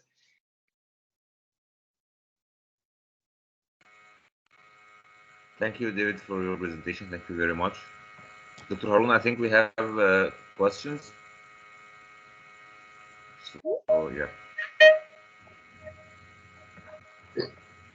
Hello, can you hear me? Yeah, we can hear you. Yes. Thank you, Dr. Tariq and Mr. David, for a wonderful presentation. I'm not sure how we should go about this session. Do we take the questions in the chat first before I make my comments? Or do we start by me making my comments and asking my questions before the master of the event will ask the questions in the chat? How do we suggest we proceed? Should I go on with my question? Yeah, please. I think that is better. Just go with your question. I think we already have Jusu from the audience as well, who has more questions to ask. Yeah, so that we can be able to conclude in about 20 minutes, in about 5 minutes more. Okay. To save us time, I merged my questions with observations I made about the study or his presentation of the study. He relied so much on the econometric aspect of the work and did not introduce the trend on the variables he mentioned in this title. For example, we do not know the state of the trend of economic growth, population growth, and electricity demand and supply in Ghana, which should have been the crux of this presentation. Secondly, I think the study is lacking in conceptual and theoretical background that identifies the linkages between these three main variables. And there are many of them. There are many studies, many theories that identifies the linkages between population growth, infrastructure such as power or energy, and economic growth, which I believe could have added a lot of value to the work. And the recommendations, in my opinion, are quite vague in the sense that it is not enough to say there's a need for policies. You have to be able to identify what policies to be enacted by who, to be executed or implemented by who. And I think other listeners at this conference should pay very close attention to this aspect, because energy transition is a purely economic phenomenon. In Africa, more so in Ghana, we are going a demographic transition at the moment. And everything is changing. So it is imperative to streamline our conversations and make them look as solutions-oriented as possible. Of course, it is an academic exercise, but what is the end result? If I picked anything from CEO Malo's presentation, was the fact that all our academic endeavors should not end in the four walls of the classroom, or should not be geared towards getting a certificate.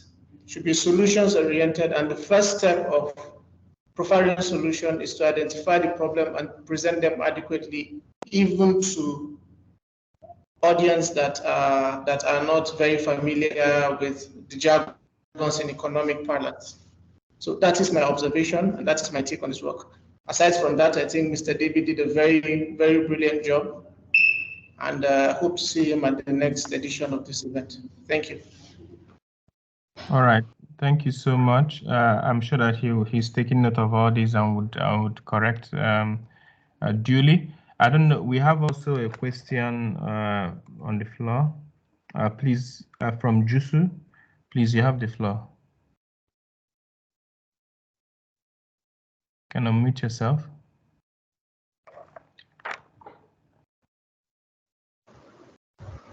Good afternoon again. I have been in Ghana for 3 months. I did some training in Akosombo and also in the Pond power plants in Akuse. My brother spoke about economic development translating maybe into reality on the life of people in Ghana, talking about energy transitions. But let me just take him back, to a few moments I've seen or maybe I've observed in Ghana concerning about the social corporate responsibility of Akosombo and also Pond power plants. Some people, like especially in Pond, right, they do interfere with some electrical equipment because the social corporate responsibility of those villages who were moved or who were deprived from the facilities because of the location of the facilities, and that's in their locations. So they just think they are being disadvantaged to take situation in their own hand because I think they are not meeting their needs or social corporate responsibility. And also going back to this place, Akosombo, right at the tail end of the, or the downstream of the powerhouse, right? Some fishermen come very close to that dangerous place without even know whether sometime the power plant, this turbine are off, and automatically they can come on. And when this happens, if somebody's around there, because of the trend in the water, so some of them get entangled and even some of them die. I don't know what these people are, the Ghanaian either government or people are managing this hydropower plant in those two locations. They are doing anything much also to alleviate some problem of these people. Of course, 2 years back, I think everybody can agree with me that, one of the Ghanaian guys, youth, got himself executed on the high tension power cable. Of course, he said, according to what I heard, he was just going through about economic situation in Ghana. And if you are in Ghana, actually you can see a big gap between the poor and the rich. If actually you go to these villages beyond Accra or beyond these big areas. So a gentleman came up with a very good formula on this economic formulas to understand. We want to see the reality on the lives of people, despite maybe their academic or their political affiliation they might have. That is my question.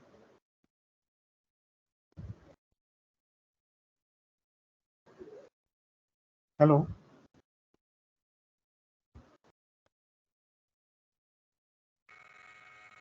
Hello.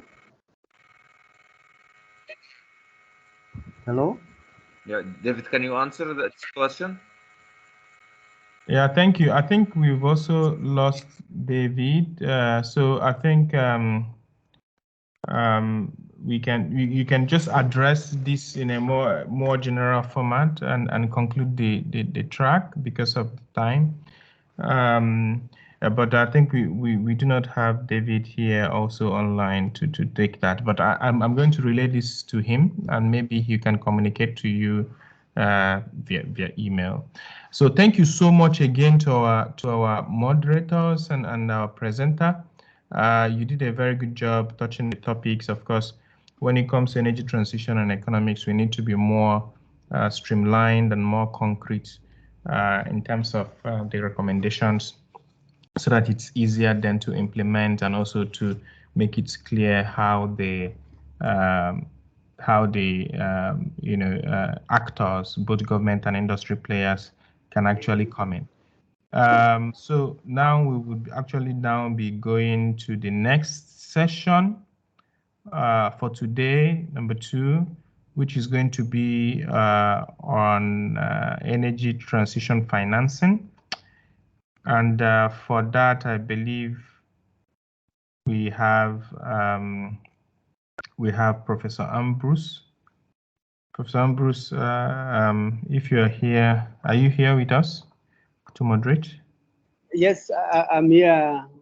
Okay, perfect. And then we also have to present Omoniho Iriha. I think I can already see her the slides. So I will hand over to you, Ambrose, to do justice to this particular session track. And then, yeah, after that, we will be taking a 20 minutes break. The floor is to give you perhaps an introduction before giving the floor finally to you.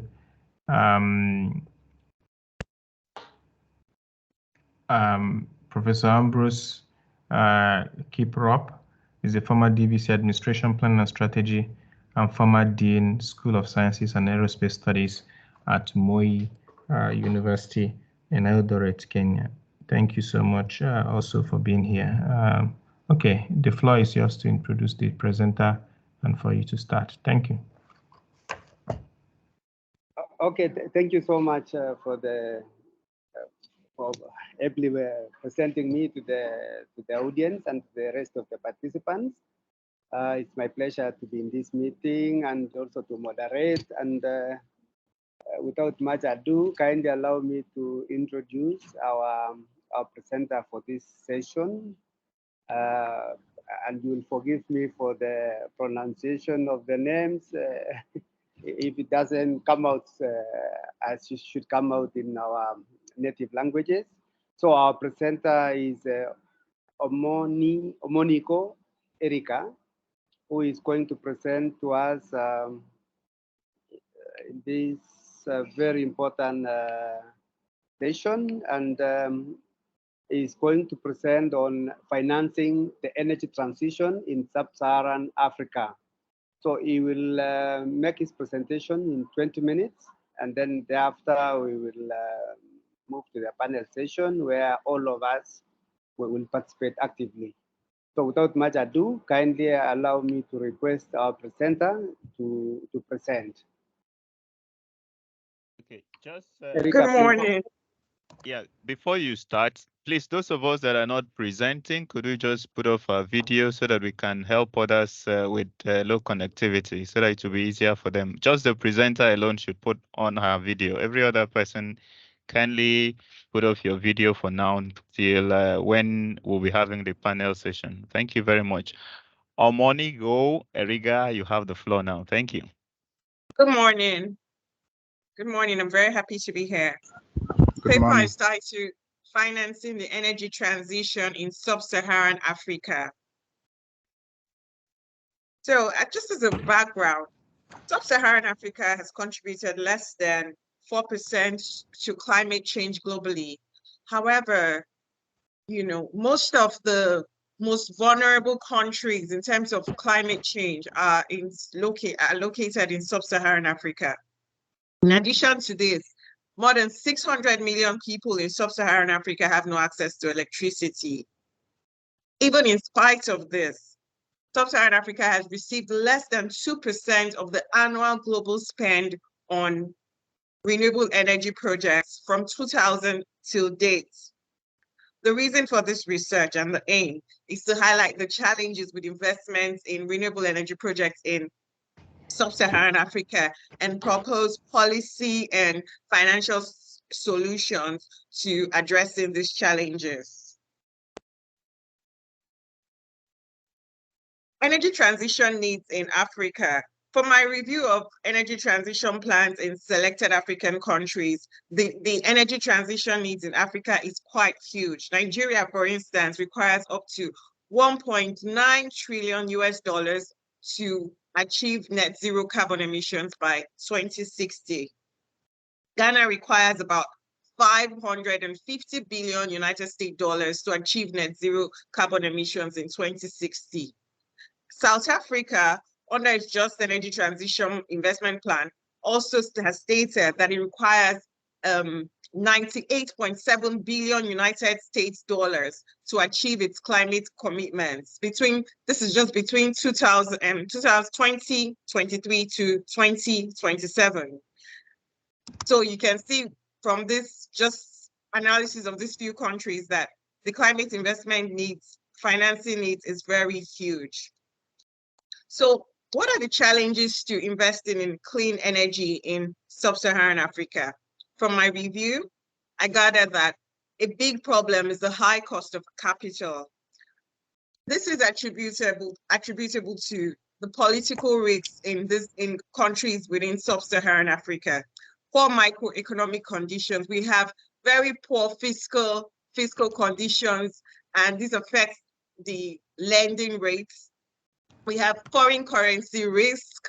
We have lack of sovereign guarantees because most countries are not in a position to give sovereign guarantees to renewable energy projects. This dramatically increases the cost of capital. In fact, research has shown that it is much cheaper to execute renewable energy projects in the global north than it is in places like sub-Saharan Africa.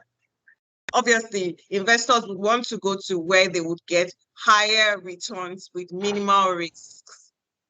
Another thing that we have found is that there's gross limited access to capital.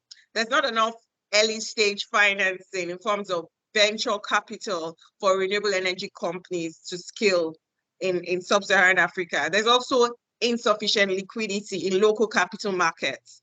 Local capital markets are not deep enough to provide the amount of financing that would really support renewable energy investments in Africa.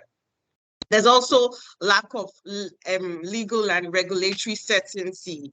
The rules on permitting, licensing processes, they're not very clear in some jurisdictions, and they're also subject to a lot of change. We also have foreign exchange regimes that don't work well in practice.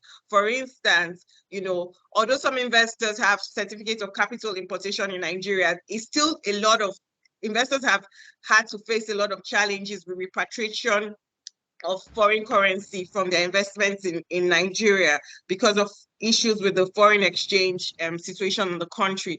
So these kind of issues really affect investors' willingness to invest in clean energy projects in sub-Saharan Africa. Another big issue is the poor transmission and distribution infrastructure. We have very weak utilities, very financially weak utilities that are not able to pay their debts. We have tariffs that are not cost reflective. We have extremely high network losses. We don't have smart metering technologies, and we have very poor collection rates. These are real challenges that affect investment in clean energy in sub-Saharan Africa. We also have very limited availability of bankable projects because of the enormous amounts of risks in doing projects of this nature in Africa. We have very limited availability of bankable projects. So sometimes you even have investors and private equity funds say, we want to invest, but we can't see projects that can guarantee good returns, And we also have very limited technical capacity, especially say for renewable energy manufacturing. There's not a lot of local capacity, and these has affected investment flow into sub-Saharan Africa. So to address these challenges, obviously we have to address them because we have to deal with the issues that we have to improve energy access, and we have to ensure that we are at the forefront in the fight against climate change. Some innovative policy and financial solutions that we can use for renewable energy projects are going to be discussed now. For investments in mini-grid and standalone systems for productive use. We need a very clear legal and regulatory framework. Nigeria, for instance, has mini-grid regulations, and those regulations have really helped in the acceleration of investments in mini-grids in Nigeria. We also have tools like performance-based grants and concessional consumer loans that can also help with financing mini-grid and standalone systems for productive use. What these tools will do is that it reduces the affordability risks for the end customers. In most places where you don't have access to energy, and it's usually in very low income areas. So in places like this, when you have concessional consumer loans and performance-based grants, it can really make investments in those areas attractive for investors. Governments can also consider having subsidies for electricity tariffs in very low income areas, especially in rural areas. For investments in transmission and distribution infrastructure, we could have things like sovereign risk guarantees and indemnities. If investors know that the governments are willing to provide sovereign risk guarantees and indemnities for projects, it would really encourage investment in the sector. You also have political risk guarantees, because you know well that doing business in Sub-Saharan Africa comes with a lot of political risk. So having political risk guarantees will greatly encourage investment in the sector. Foreign currency hedging solutions as well would also encourage investors. You also need things like public-private partnerships. This would be for bigger projects, like, if you want to upgrade and extend the grid system, this would really help. Cost-reflective tariffs as well would really encourage investment in transmission and distribution infrastructure. For large-scale solar projects, from my research, tax incentives will play a big role to encourage investments in large-scale solar projects. This could come in form of tax waivers, it come in form of import duty waivers, even carbon taxes on the use of fossil fuels. Things like mandatory renewable energy portfolio standards would also mandate service companies to ensure that part of their electrical output is from renewable energy sources. So laws like that would also encourage investments in renewable energy projects. Feed-in tariffs and feed-in premiums would also ensure that investors are able to repatriate, their proceeds, their investments, and that would also encourage investments in large-scale solar PV projects in Sub-Saharan Africa. Upgrade of the grid infrastructure. This is very necessary if we're going to really scale the investments into large-scale solar PV projects, so that we don't have a case of a lot of network losses where these projects are being deployed. Credit enhancement guarantees would also greatly improve investments in large-scale solar PV projects. This can also allow local Nigerian banks or local banks within Sub-Saharan Africa, not just Nigeria, it can also encourage them to invest in large-scale solar projects where they have sufficient credit enhancement guarantees, for instance, from multilateral financial organizations. For clean cooking, there's been a lot of investments and a lot of new financial models for clean cooking projects in Sub-Saharan Africa. For example, pay-as-you-go models. These have really come and changed the game really in terms of encouraging investments in clean cooking projects. Another tool is concessional consumer financing. Spoke about this earlier in terms of mini grids and standalone solar systems. This can also greatly improve investments in clean cooking projects, and it could be deployed by projects, developers, microfinance banks, or even utilities themselves. As an example is in Kenya. You could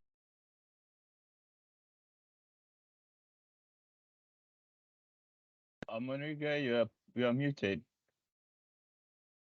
Amonigo, you are muted.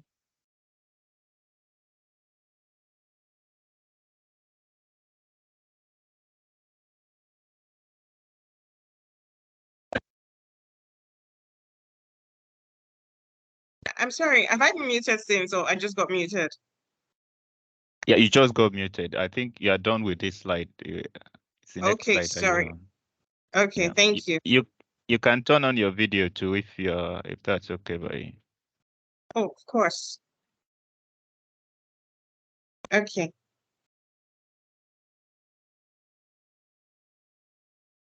Okay, so for clean cooking projects, I just discussed clean cooking projects and the examples of innovative policy and financial solutions. In addition to appliance finances, you could also use results-based financing and carbon markets. It's been projected that carbon markets alone, can unlock up to 800 million US dollars for clean cooking projects within the next decade. So this is really something that we need to look at in terms of how to improve the livelihoods of women and girls in sub-Saharan Africa.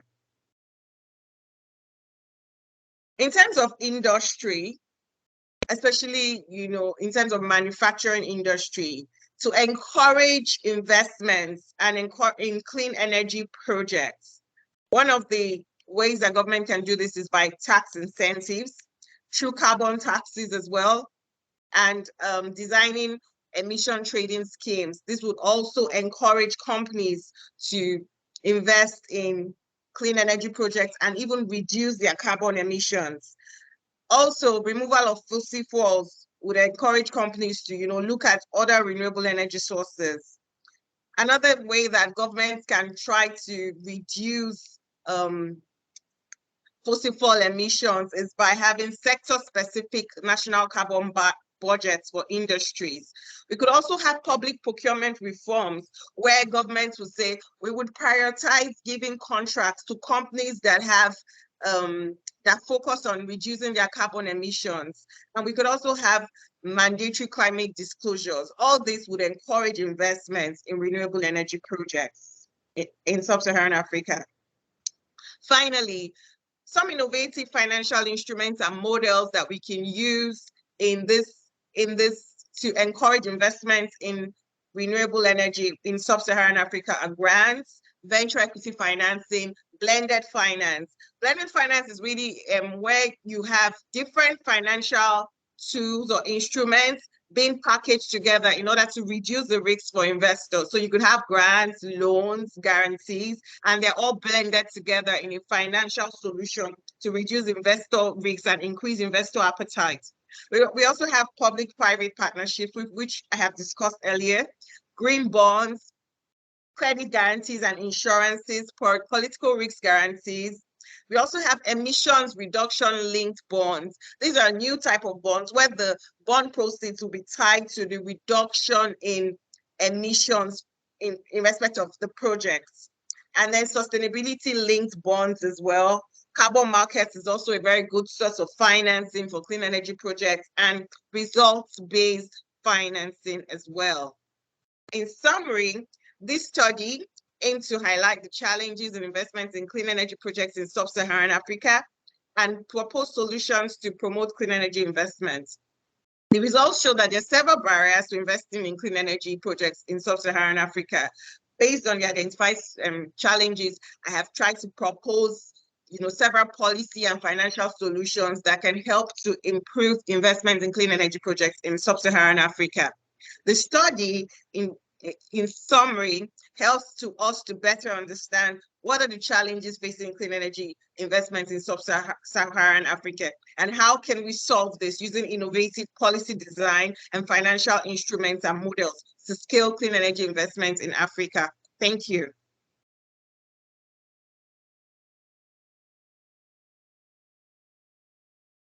Thank you very much, Omorige.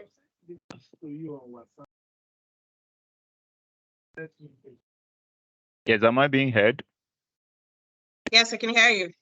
Okay, thank you so much for your presentation, and I think it's apt because one of the challenges, the many challenges we have in the clean energy industry is actually energy, the financing of clean energy. And yeah, we've got some questions from the audience, which I really admire and appreciate the audience today. They are up and doing. I see that a lot of exchanges is going on there.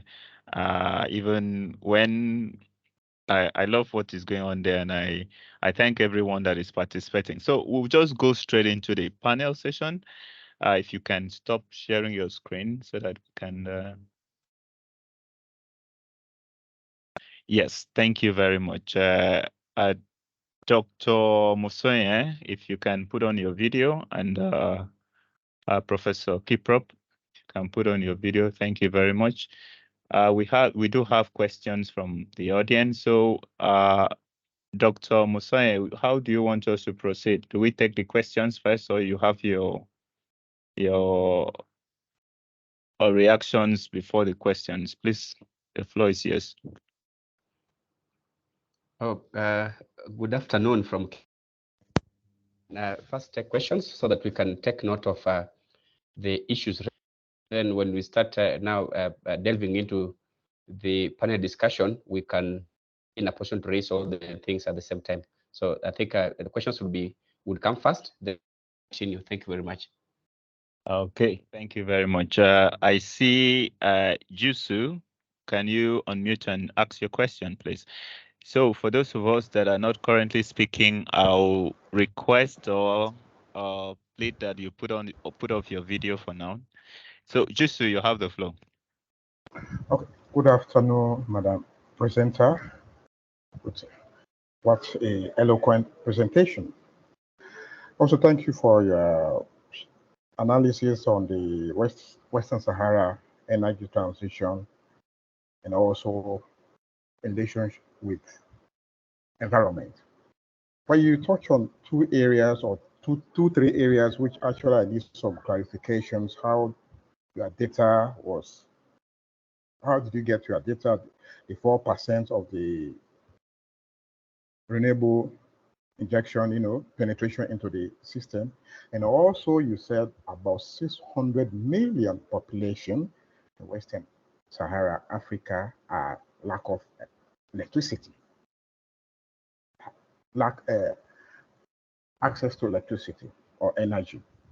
And also you spoke about some financial challenges, of a few countries, South Africa, I think Ghana, Nigeria, though I mean also within the Western, the Sub-Sahara Africa, in Sierra Leone. You never mentioned about my own country, also we have some challenges. But let me take you back. I think last year I was doing some comparative studies on the renewable energy and also environment. I think the climate finance, which is one of the organs of the United Nations, I think they gave some money to South Africa and also Indonesia how to move their renewable energy system, how to go off from the coal energy so that we can have a good environment. So I don't know whether you're aware about that. I read the article, it was online, understand. So today you are talking about huge financial, assistance for South Africa, maybe Nigeria. Of course, I can understand Nigeria, understand Ghana. Of course, my own country, despite is very small within the Western Sahara bloc. So I would like you also to go over this one, this 4%, this 600 million population in Western Sahara without energy, and also this war UN climate finance, because to my own believing, they are giving a lot of finances to different countries, especially those who are actually hooked on this climate and on coal, which is one of the huge problems we have in Africa or around the world. So this is my concern, please. Thank you.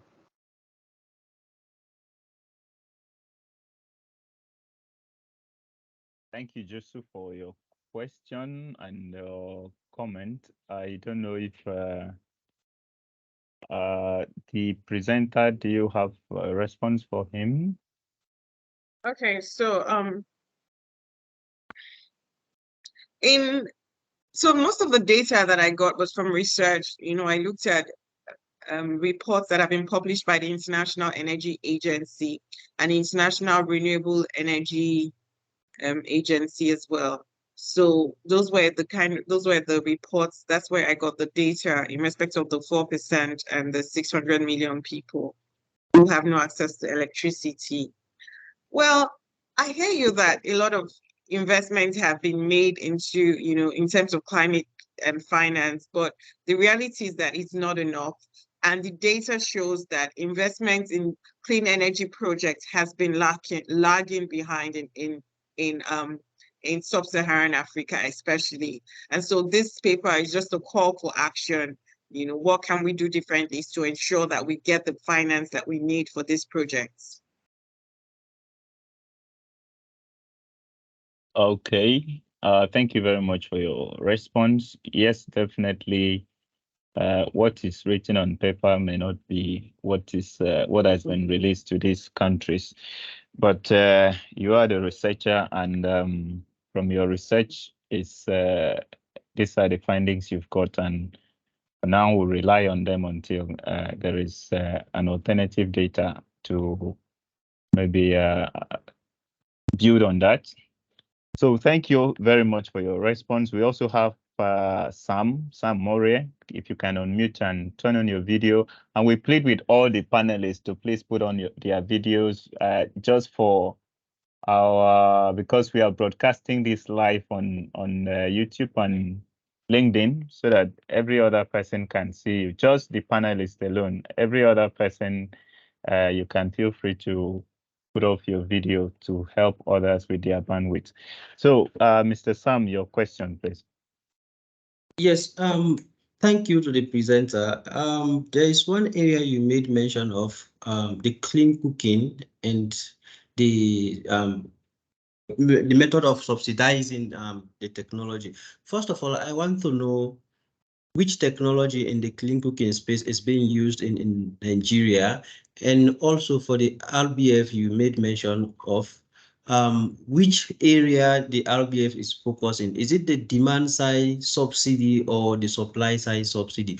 Because clean cooking is a new phenomenon the West African countries are now going into. So we actually want to get experiences from countries that have already been in that area, so that we be able to replicate such experiences in our countries for us to get a successful project. Thank you. Thank you very much, Sam. Your question on demand side finance, the result-based financing, that's the RBF. Which side is it being channeled to? Is it the demand side or the supply side? I think yes, also the panelists can have a take on this too, because I think it's like a general question that every other person can feel free to come in and there is also another question. There were two questions, sir. The other one is the technology. The kind of technology. Yes. Okay, yes. Okay. In Nigeria, maybe I'll just answer that, since it's a sector which my company itself is also involved in. For Nigeria, basically, of course, we are still battling with cooking with unsustainable fuels and technologies. But as at the last check, we do have LPG stove, those that cook with LPG. There is electricity. I think about 1% of the populace cook with electricity. We also have, of course, predominantly close to 70% still use biomass, and there is LPG, there is kerosene stoves, and there is, of course, they improve biomass stoves that are cook stoves that are being shared now, and there is a lot that is going on in the industry to see how to develop that area to make sure that the kinds of the cooking technology that they switch is the transition to this cooking improved cooking technologies is being done. So, but predominantly in Nigeria, we have the charcoal, we have the biomass, we have electric cooking, we have cooking with LPG, we also have the kerosene. So those are the 5 predominant cooking technologies and fuels that are being used currently in Nigeria. I think other panelists can feel free to give their take on this, especially the presenter, since she's in Nigeria. But I'll allow you guys to have your take on the result-based financing, which of the sides it should actually go to, demand or supply. Over to you.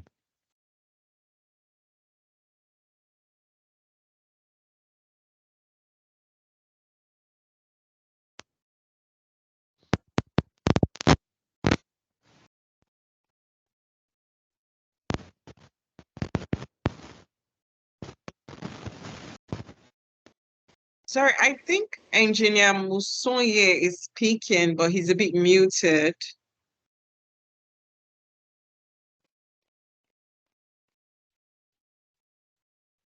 We can't make out what you're saying. I don't know if it's your... Aha, I think it's better now. Can you try speaking? Can you get me? Yes, it's clearer now. Thank you. Okay, I've removed my headphones. Now, I'll not introduce myself because of time. I'll just wade into the issue of the RBF, result-based financing, and which is the best way to look at. Now, when you look at the markets, energy markets, and you really want to change a market, and you look at the supply side and demand side, the side that has more potential and more information actually to translate actions into results could be the supply side, because if you do RBF for the people who are developing the cook stoves themselves, it's easy. If you affect one player in the market in the supply side, then this one player affects 50 in the demand side. So the most cost-effective way of looking at it, from my perspective, and from what I've seen in countries like Ethiopia, I think Ethiopia has been having RBF before, is to go supply side, then the supply side translate the effects to the demand side. Thank you very much. Thank you very much for that response. I don't know, Omonigo, would you like to have a take on that? I think that it's important to address the issue from both sides, both the demand side and the supply side, because clean energy is a really big problem. And most of the people that have clean cooking is a really big problem. And most of the people affected by this have challenges with even financing the clean cook stoves. So I think it's a blend of everything, including innovative financial models, for instance, pay-as-you-go models as well. All this together with, the subsidies should be designed to reduce the cost for the end users. Okay, thank you very much for that response. Of course, just like a context I would like to point out is that of cooking with electricity. Sometimes the first time cost is really high, but if this is structured in a way that the consumers themselves have some financial respite to fall back on, maybe for the first time cost, it will help drive more adoption, drive the adoption of clean cooking higher. That's another area that can be considered too. So Sam, I hope your question has been addressed. Thank you very much. So I don't know if there are any other questions. I can't see any hand up, or from the chat box I see, I think it's a comment. Very good presentation. Thank you, Omonigo. Which financial tool is effective for private sector? Yes, and there is dear Miss Eriga, how much are African countries counting on international projects like from GIZ, UK, you said, to meet the energy access financial gap? That's a big one. I don't know if you have data to that, but we also recognize Prof. To maybe after you answer, Prof can go ahead and with the moderation. Thank you.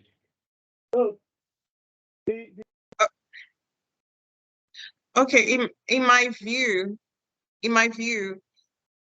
we need all hands to be on deck. So we need both philanthropic financing, and we need support from both multilateral financial organizations, and we also need support from local financial organizations. So I can't at this point say, what percentage should come from those kind of organizations, but I would say that at this point it's imperative that all hands are on deck. So the support should be from, everyone globally, because the climate impacts in Africa, especially in sub-Saharan Africa, it's very adverse, and we need to be tackling it as soon as possible.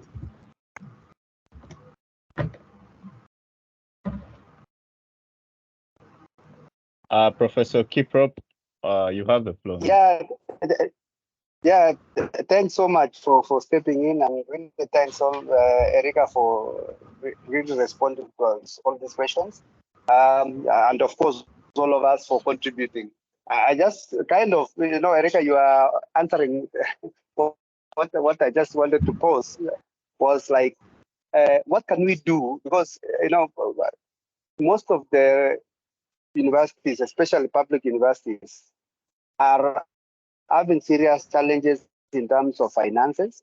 And, of course, all of us would really wish to embrace renewable energy, harnessing solar and ensuring that we are able to cut down on our electricity costs.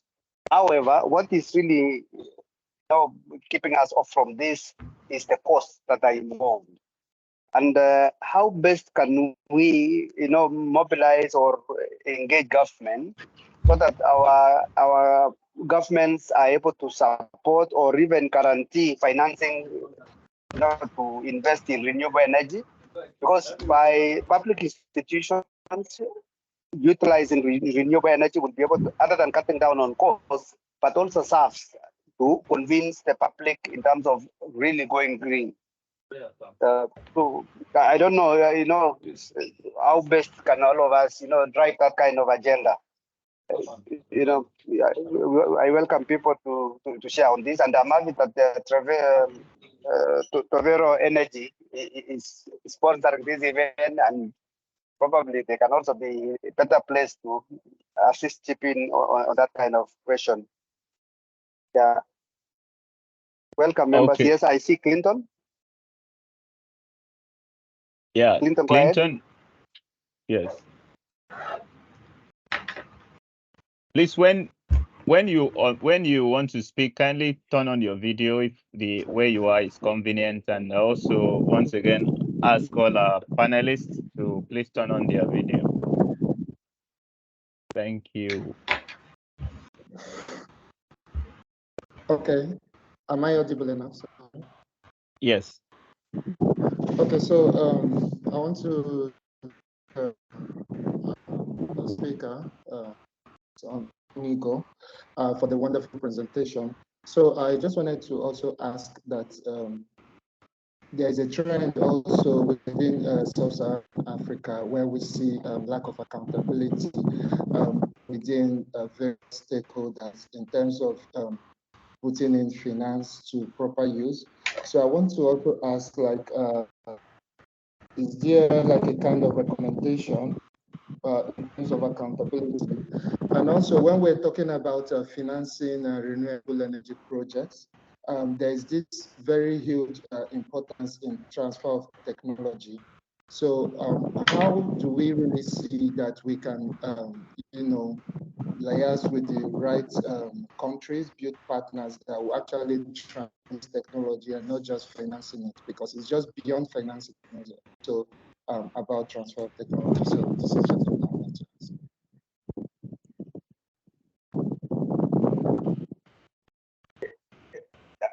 Erika, you want to respond, or anyone also, in the audience can chip in, because I think this is a panel kind of session where anyone, let's feel free to share. But Erika, if you have a response, an attempt to Clinton's question and concern, you can go ahead.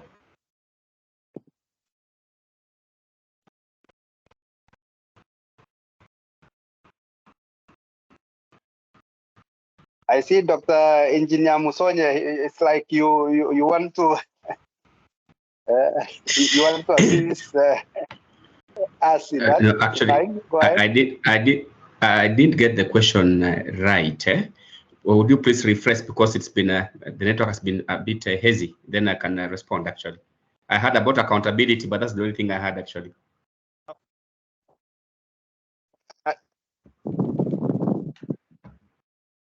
Yeah, Clinton, Okay, you can rephrase briefly. Okay, thank you. So question is just simple. We're talking about financing renewable energy projects. So I'm talking about lack of accountability. Like we've seen, even not just in the part of stakeholders here, we've seen even the financial, the organizations of countries, whatever, trying to. Am I on? Yes. Okay. I just wanted to make a comment. I just wanted to make a comment on the professor's plea to companies. So I had the opportunity to. Olufemi. Olufemi. Yes. Please kindly just give us a second. There was someone on that was speaking before you came. Just give us a few minutes, then we'll call on you, please. Thank you. Oh, okay. Okay, thank you. All right, Clinton, please go on.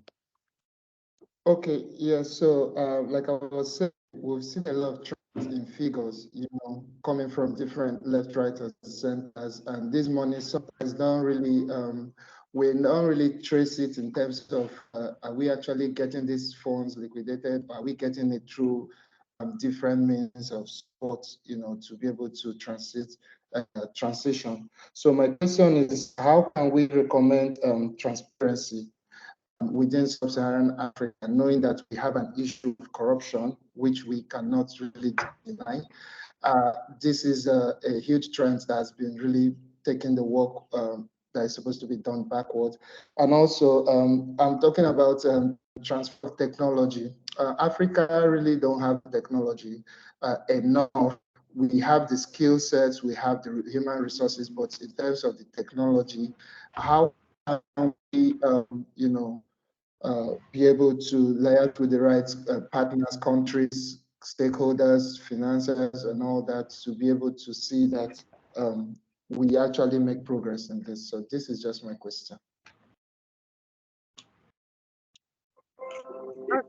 Okay.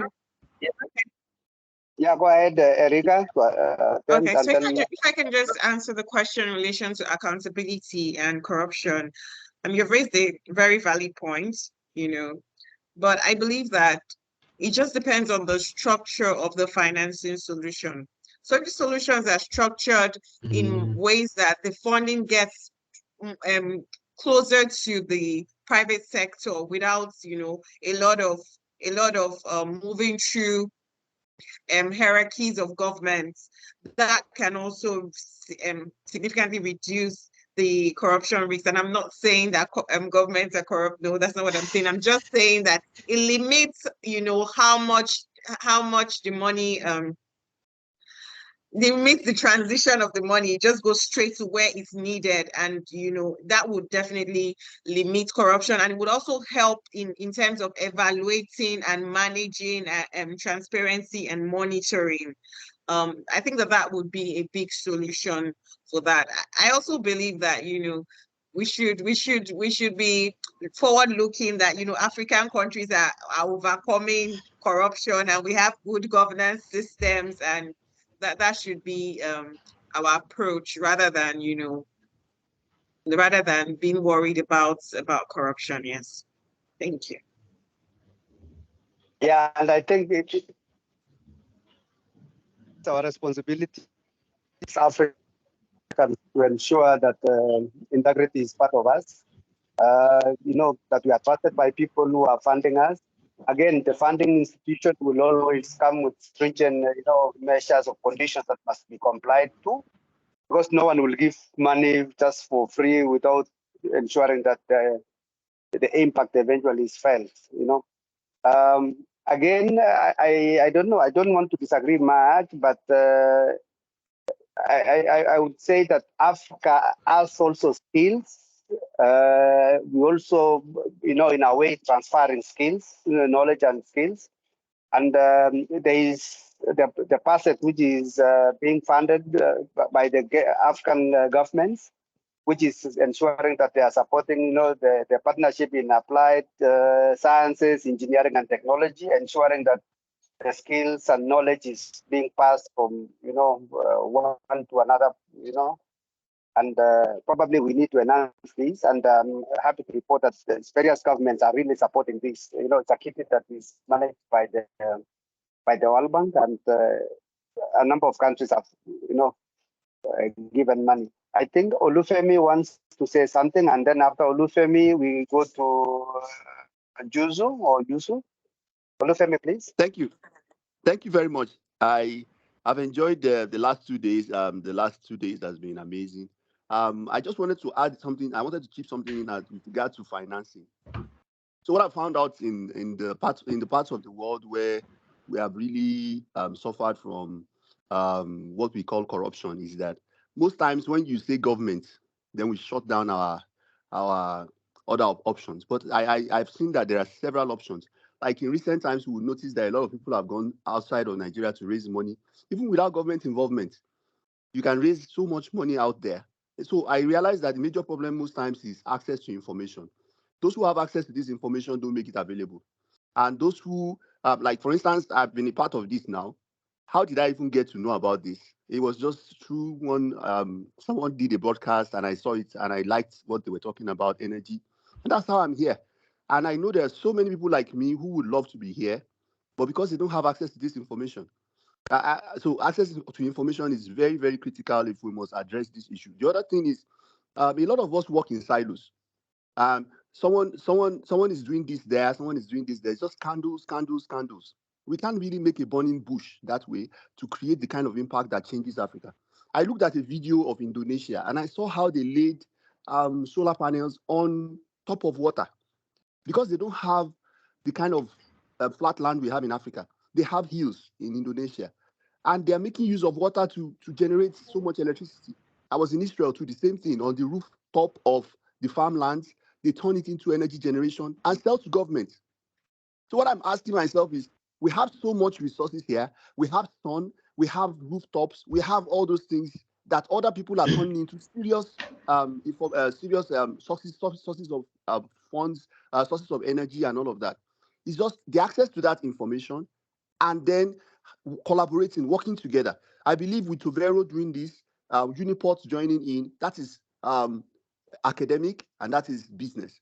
We now need an arm of government. I heard from someone in government yesterday, when you have that kind of agreement and you can engage on a consistent basis that way, I don't think this thing should end today. I think the conversation should continue. How it's going to continue, it can continue on social media. These are the kind of things we'll be talking about on social media, not all the other things. So how do we drive this conversation beyond here, take it outside of this place and let it go viral?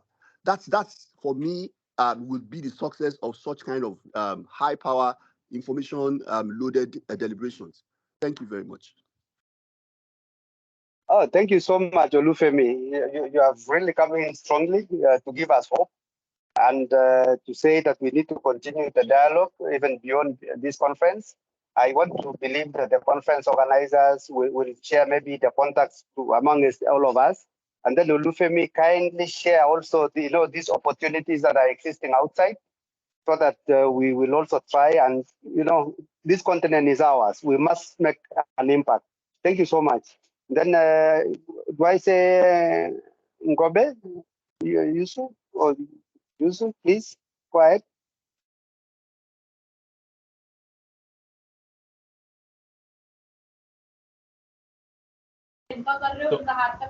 Hello? Hello, can you hear me? Yes. Okay, good afternoon again for such a brilliant discussion we are getting for our continent. We have been laboring on, climate finance and also maybe technological wherewithal and like of it.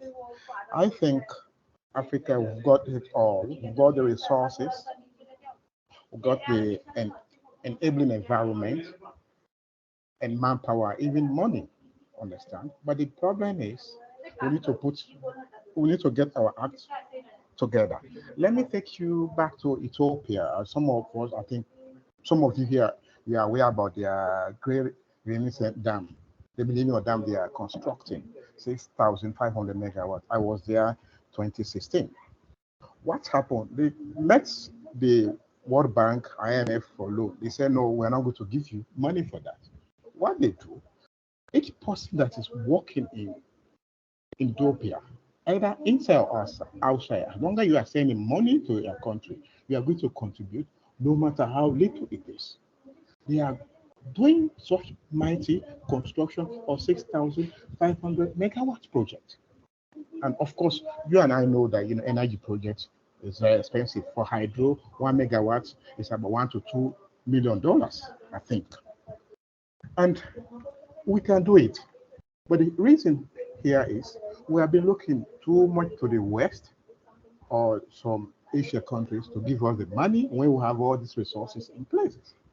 And another thing again, we are talking about corruption. Of course, we cannot avoid that. Corruption is like epidemic in Africa. It runs in our bloodstream, understand? If somebody gets in the position of maybe controlling money, maybe $1 million, $2 million, $4 million, what is going to think about it? Either you take that money, go and settle in the US, understand, or build so many houses, understand, and leave the other people suffering. So if we can also do away with our law, enforcement of law agencies, with government partnerships, and also lack of corruption in the high places, I think we can do it enough. Of course, education is another thing. Like some gentlemen are talking about, this discussion shouldn't end here. It has to be a continuous process. Because if we are propagating this message of corruption, of doing the right thing, of taking care of our own environment, I think even the next generation that is coming up, they are aware what is happening. Look at Rwanda. They are not from space. They are on basic Africa. And we are not saying they are 100% perfect, but at least they are making a leading role in many areas, which most African countries are lacking. We can Yusuf, please, if you can round up your question so that, or your contribution, so that we can move to the next session, please. Thank you. Okay. The last point now I want to make is we have to work like in cooperation, right? Or a partnership. I just want to quote UN SDGs, understand, which talk about Goal 17, which work with partnership, private or cooperation. That will help to do away with most of these problems today we are facing. I thank you. Thank you. Thank you so much for those contributions. I don't know if anyone has anything burning, you can contribute before, Dr. Engineer Musonia, please.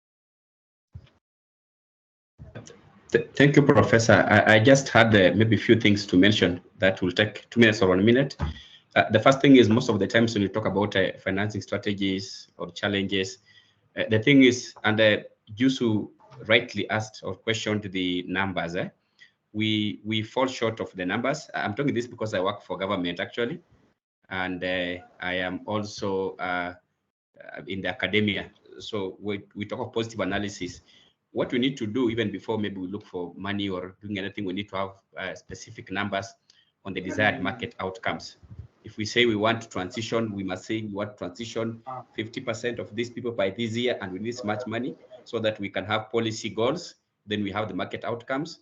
Then when someone comes into finance, be it RBF or any other kind of financing, it's easy to link the goals or the outcomes to the goals, and we can get the value for the money. That's called the ROI for that. So that's important. Then number two, of course, we have to monitor. We must monitor our progress. We have so many projects running across Africa, but some of them are clashing, others progress not monitored.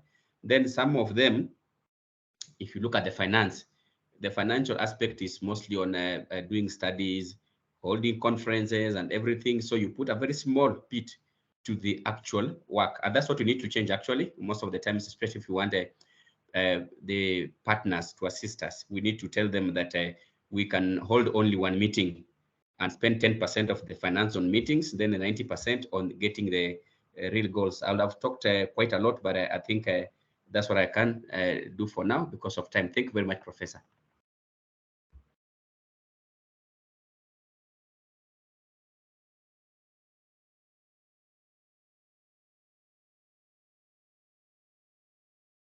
Yeah, thank you very much. I think Professor Kiprop is Professor Kiprop, are you there?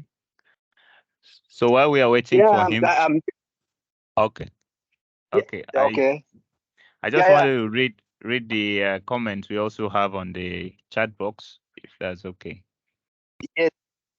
Yeah, that's fine. I see that somebody saying the private sector will be very important in terms of improving the energy access in Africa, and that they should be part of the market.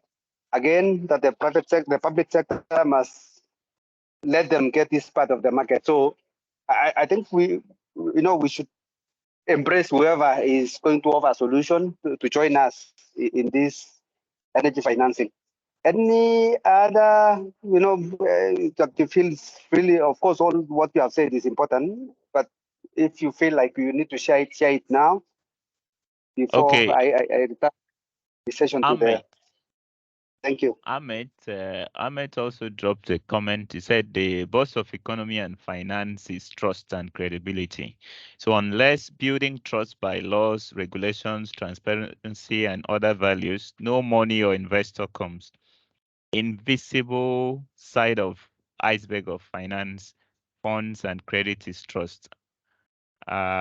Is the trust, and that is what it can only be built and cannot be purchased. So we need to make reforms in management, laws, and government to be able to access this finance. And he also dropped some links there, a guide to what countries can do to heal their economy and also be able to provide confidence to investors to be able to come into the country and support. And he also said that barter is also an alternative model for financing, and also national wealth funds must be established, and even continental wealth funds should also be established.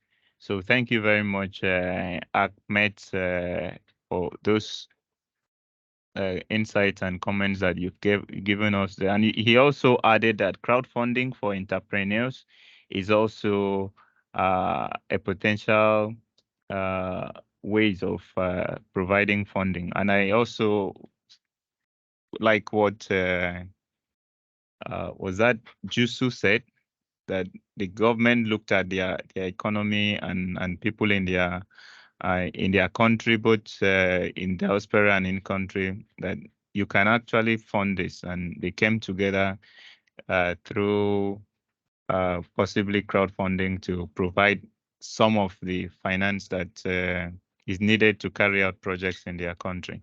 So, Prof, I hand over to you again to go on. I also heard that Dr. Musaye said he has a lot to say, so I don't know if you want to give him more chance and opportunity for him to add more comments that he has so that we can move forward. Thank you, sir.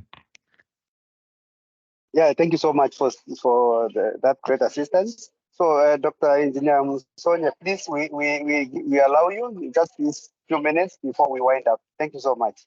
Welcome. Okay, thank you. So actually, I've heard most of the speakers say energy projects should be actually linked from government.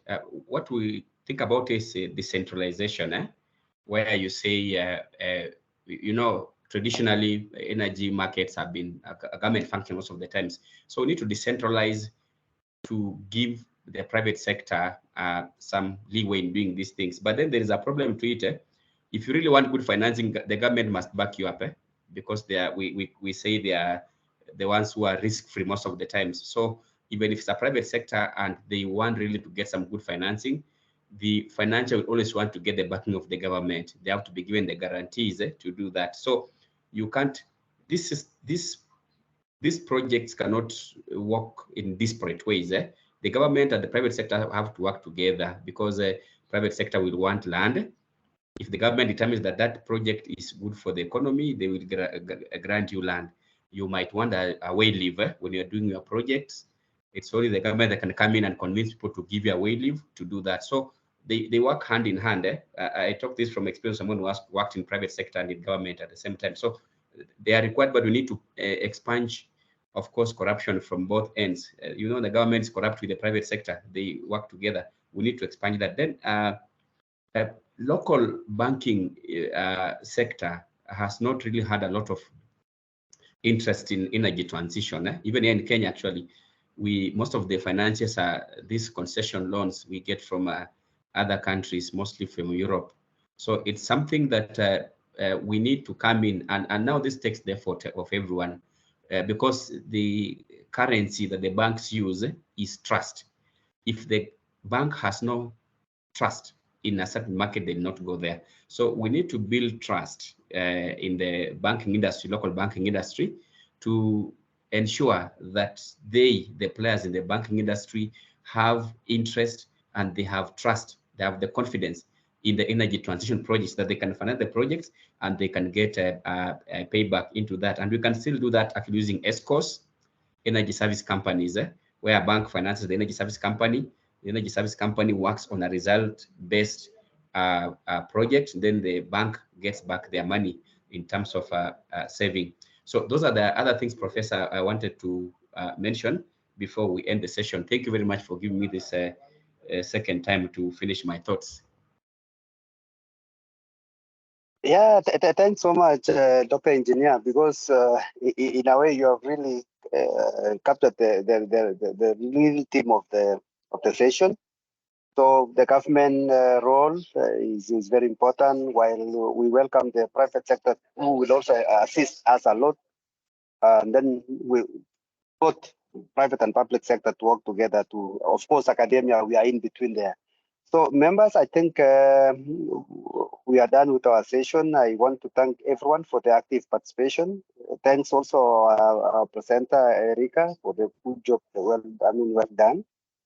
So I request that we still continue to join the other sessions that are upcoming actively. And Tovero, our funders and part of the organizing team, please ensure that, you know, we get updates for those of us who have been here, so that moving forward, we are able to contribute on this energy sector. So over to you, Anthony. Or Yes, thank you so much. All right. Thank you so much to Omonigo for her paper presentation. And also thank you to Professor Kiprop, who moderated the session. And also thank you to Dr. Engineer Musain, who moderated this, who also was a panelist on this session. We thank all of you for your wonderful contributions. And also, we thank also the audience member from Jusu to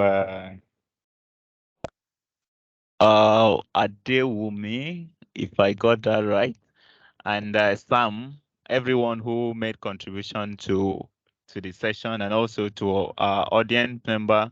Thank you very much for your time, and thank you for joining in for this session. Of course, the conference is still on. So at this time, we just we have a 20 minutes break in about 3 minutes. We are expecting to have a 20 minutes break, but before we go on that, I still see that there are some comments that are still coming up on the chat box. So maybe we'll just look at those comments.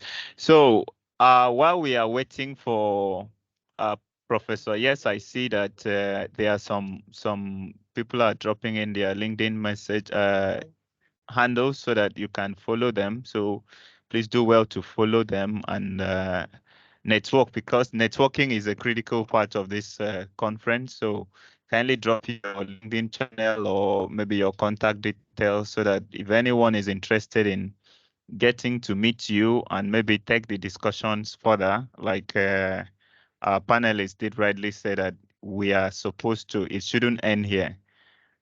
We should continue discussing this. We should continue talking about this. We should continue having this discussion until we finally arrive at what I will call a better position or a better place, because the destination is will continue changing as long as we continue living. So let's continue having this discussion. So kindly drop your LinkedIn channels on the chat box. Umo Asanga said, renewable energy is the future in Africa, and the distribution companies need to be sensitized for better partnership. Yeah, definitely. And also, yes, we are still having